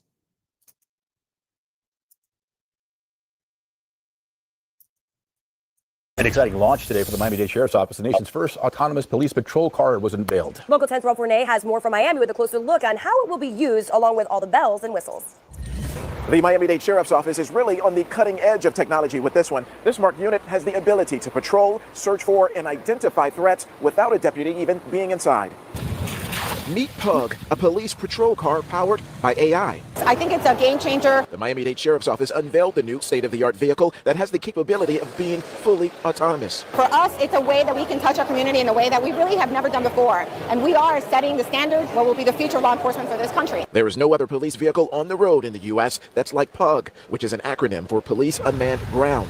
The high-tech patrol partner was donated by the company Policing Lab and is equipped with 360-degree cameras, license plate readers, audio sensors, thermal imaging, and more. It has the capability to identify folks that are in a restricted area, that are hiding in shrubbery, or in an overwatch position, someone on a rooftop. If we have an active situation, an active shooting, or a critical response, I'm able to send this vehicle in, and it will deploy a drone that will give us aerial footage real time for our deputies that are responding. PUG can drive pre-planned routes on its own, and the sheriff says it will be a critical crime-fighting tool and a bridge to boosting confidence in the community. For the first few months or a year or so, we're going to have a deputy in that vehicle before it goes fully autonomous. And one of the reasons is we want to hear from our community what they like about it, what their concerns are. The law enforcement community is certainly very excited about this new technology, but the best news of all, no extra tax dollars are being used because this technology is being donated by that company. In the meantime, it is safe to say that other departments across the country will be watching how this rollout happens. Uh-oh. Uh-oh, people. Uh-oh, Spaghetti-O. That's it for you niggas. Robo Popo. This is the precursor of RoboCop. You know that's going to be next, right? Elon already has them. He has them coming out, $20,000 each, robots, next year. You will be able to buy a robot next year for 20 grand. And I'm sure you don't have to pay all up front. I'm sure you can lease the bitch. So robots are going to be in people's homes, just like iRobot next year, in the next few months. So that's coming. So RoboCop is coming. Now you got Robo Popo, and again, if you try to run, it deploys a drone. That's the crazy shit. If you try to run, a drone is coming after your ass. Nowhere to go. You said $400 a month financing? Yep, probably somewhere around that. I'm sure it'll be something like that. 20 grand, just like a car. If you bought a car on lease, the car payment is going to be about $400 a month. Yep, probably the same exact thing. The robo cars come out next month. They're already driving them in Palo Alto. The robo cars are already being driven. They showed a video with him on the road. The robo taxis that he has, they're on the road already in Palo Alto. So This shit is about to, hey, you ain't got Tesla right now. Y'all niggas better go buy some goddamn Tesla. I'll tell you right now. If you don't got no Tesla stock, you better buy some Tesla stock. Tell you that shit. Because it did me great this year. Thanks, Elon. Thank you, buddy.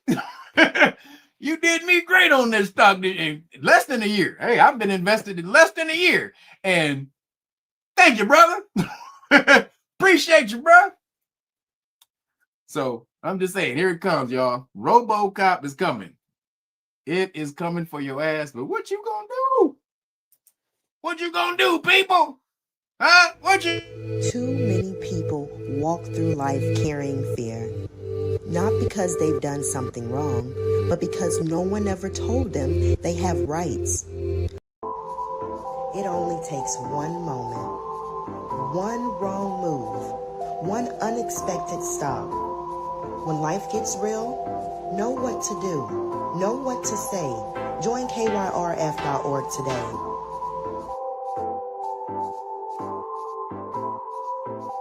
Wow! Know your rights!